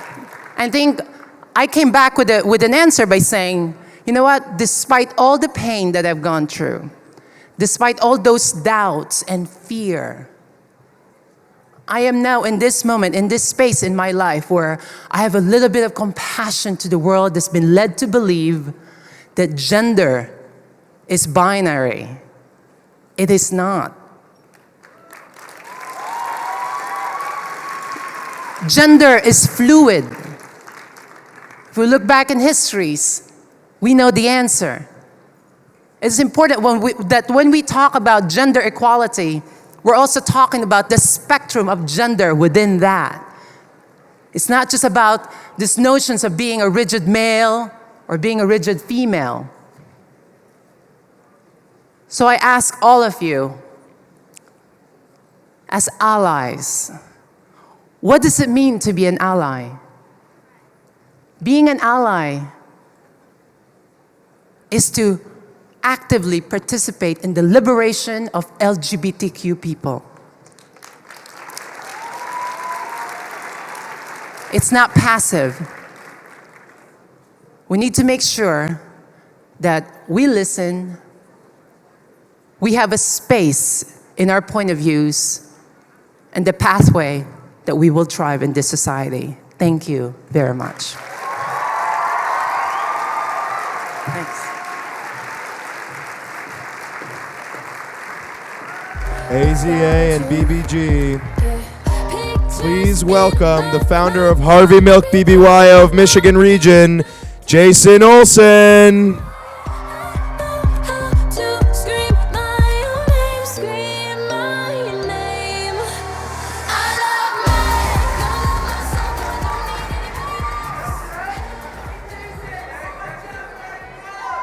Harvey Milk BBYO.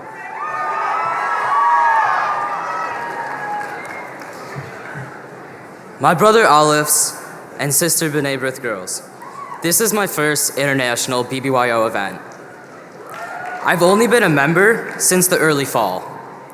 I had no idea what I was getting myself into, and I'm blown away by how much more BBYO is than I had ever known or realized.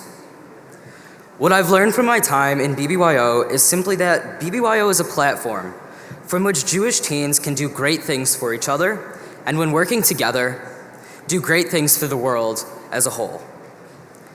BBYO can be a sanctuary for every Jewish teen, and when leveraged, can build sanctuary for all those seeking a community or a home. BBYO is a place where we can be the very best version of ourselves and work to make society reflect humanity's very best values. My new chapter in Michigan Region, Harvey Milk BBYO number 593, was just chartered with the help of Ethan Liss, Zoo Weinberg, and all of Michigan Region. It is but one example of how our order requires the best of each of us to advance, to grow, and to strengthen our community and the world. My vision is to ensure that whether it be an AZA chapter, a BBG chapter, or a BBYO chapter, our movement continues to be at the forefront of embracing every Jewish teen that wishes to be a part of our family. Through this experience, I've learned what it means to explore Jewish values, to live Torah, and to make a difference, inspired by the principles and pledge of the Aleph Tzadik Aleph and B'nai B'rith girls. I can't wait to see what the future brings me, my chapter, and all the Jewish teens will welcome. I stand before you, living proof that it really does start with us. Anything can start with us.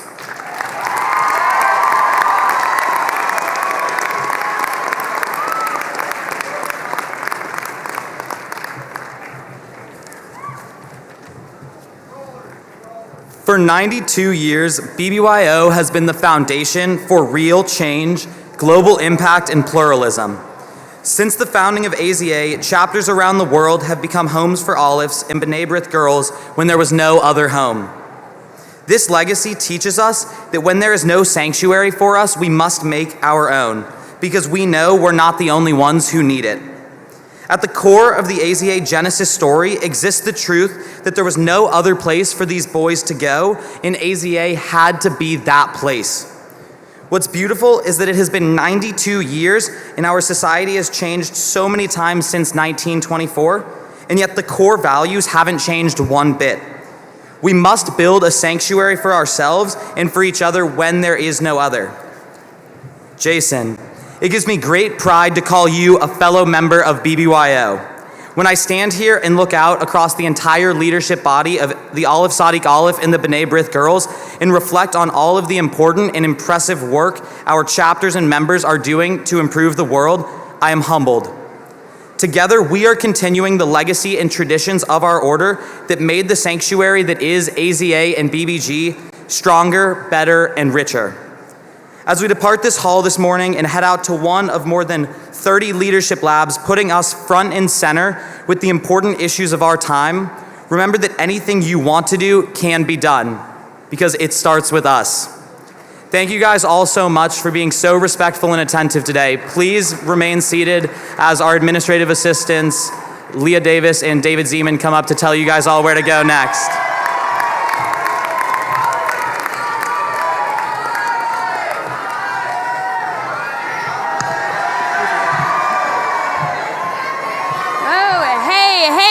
everybody. Okay, we are going to start dismissing you for the leadership labs. The speakers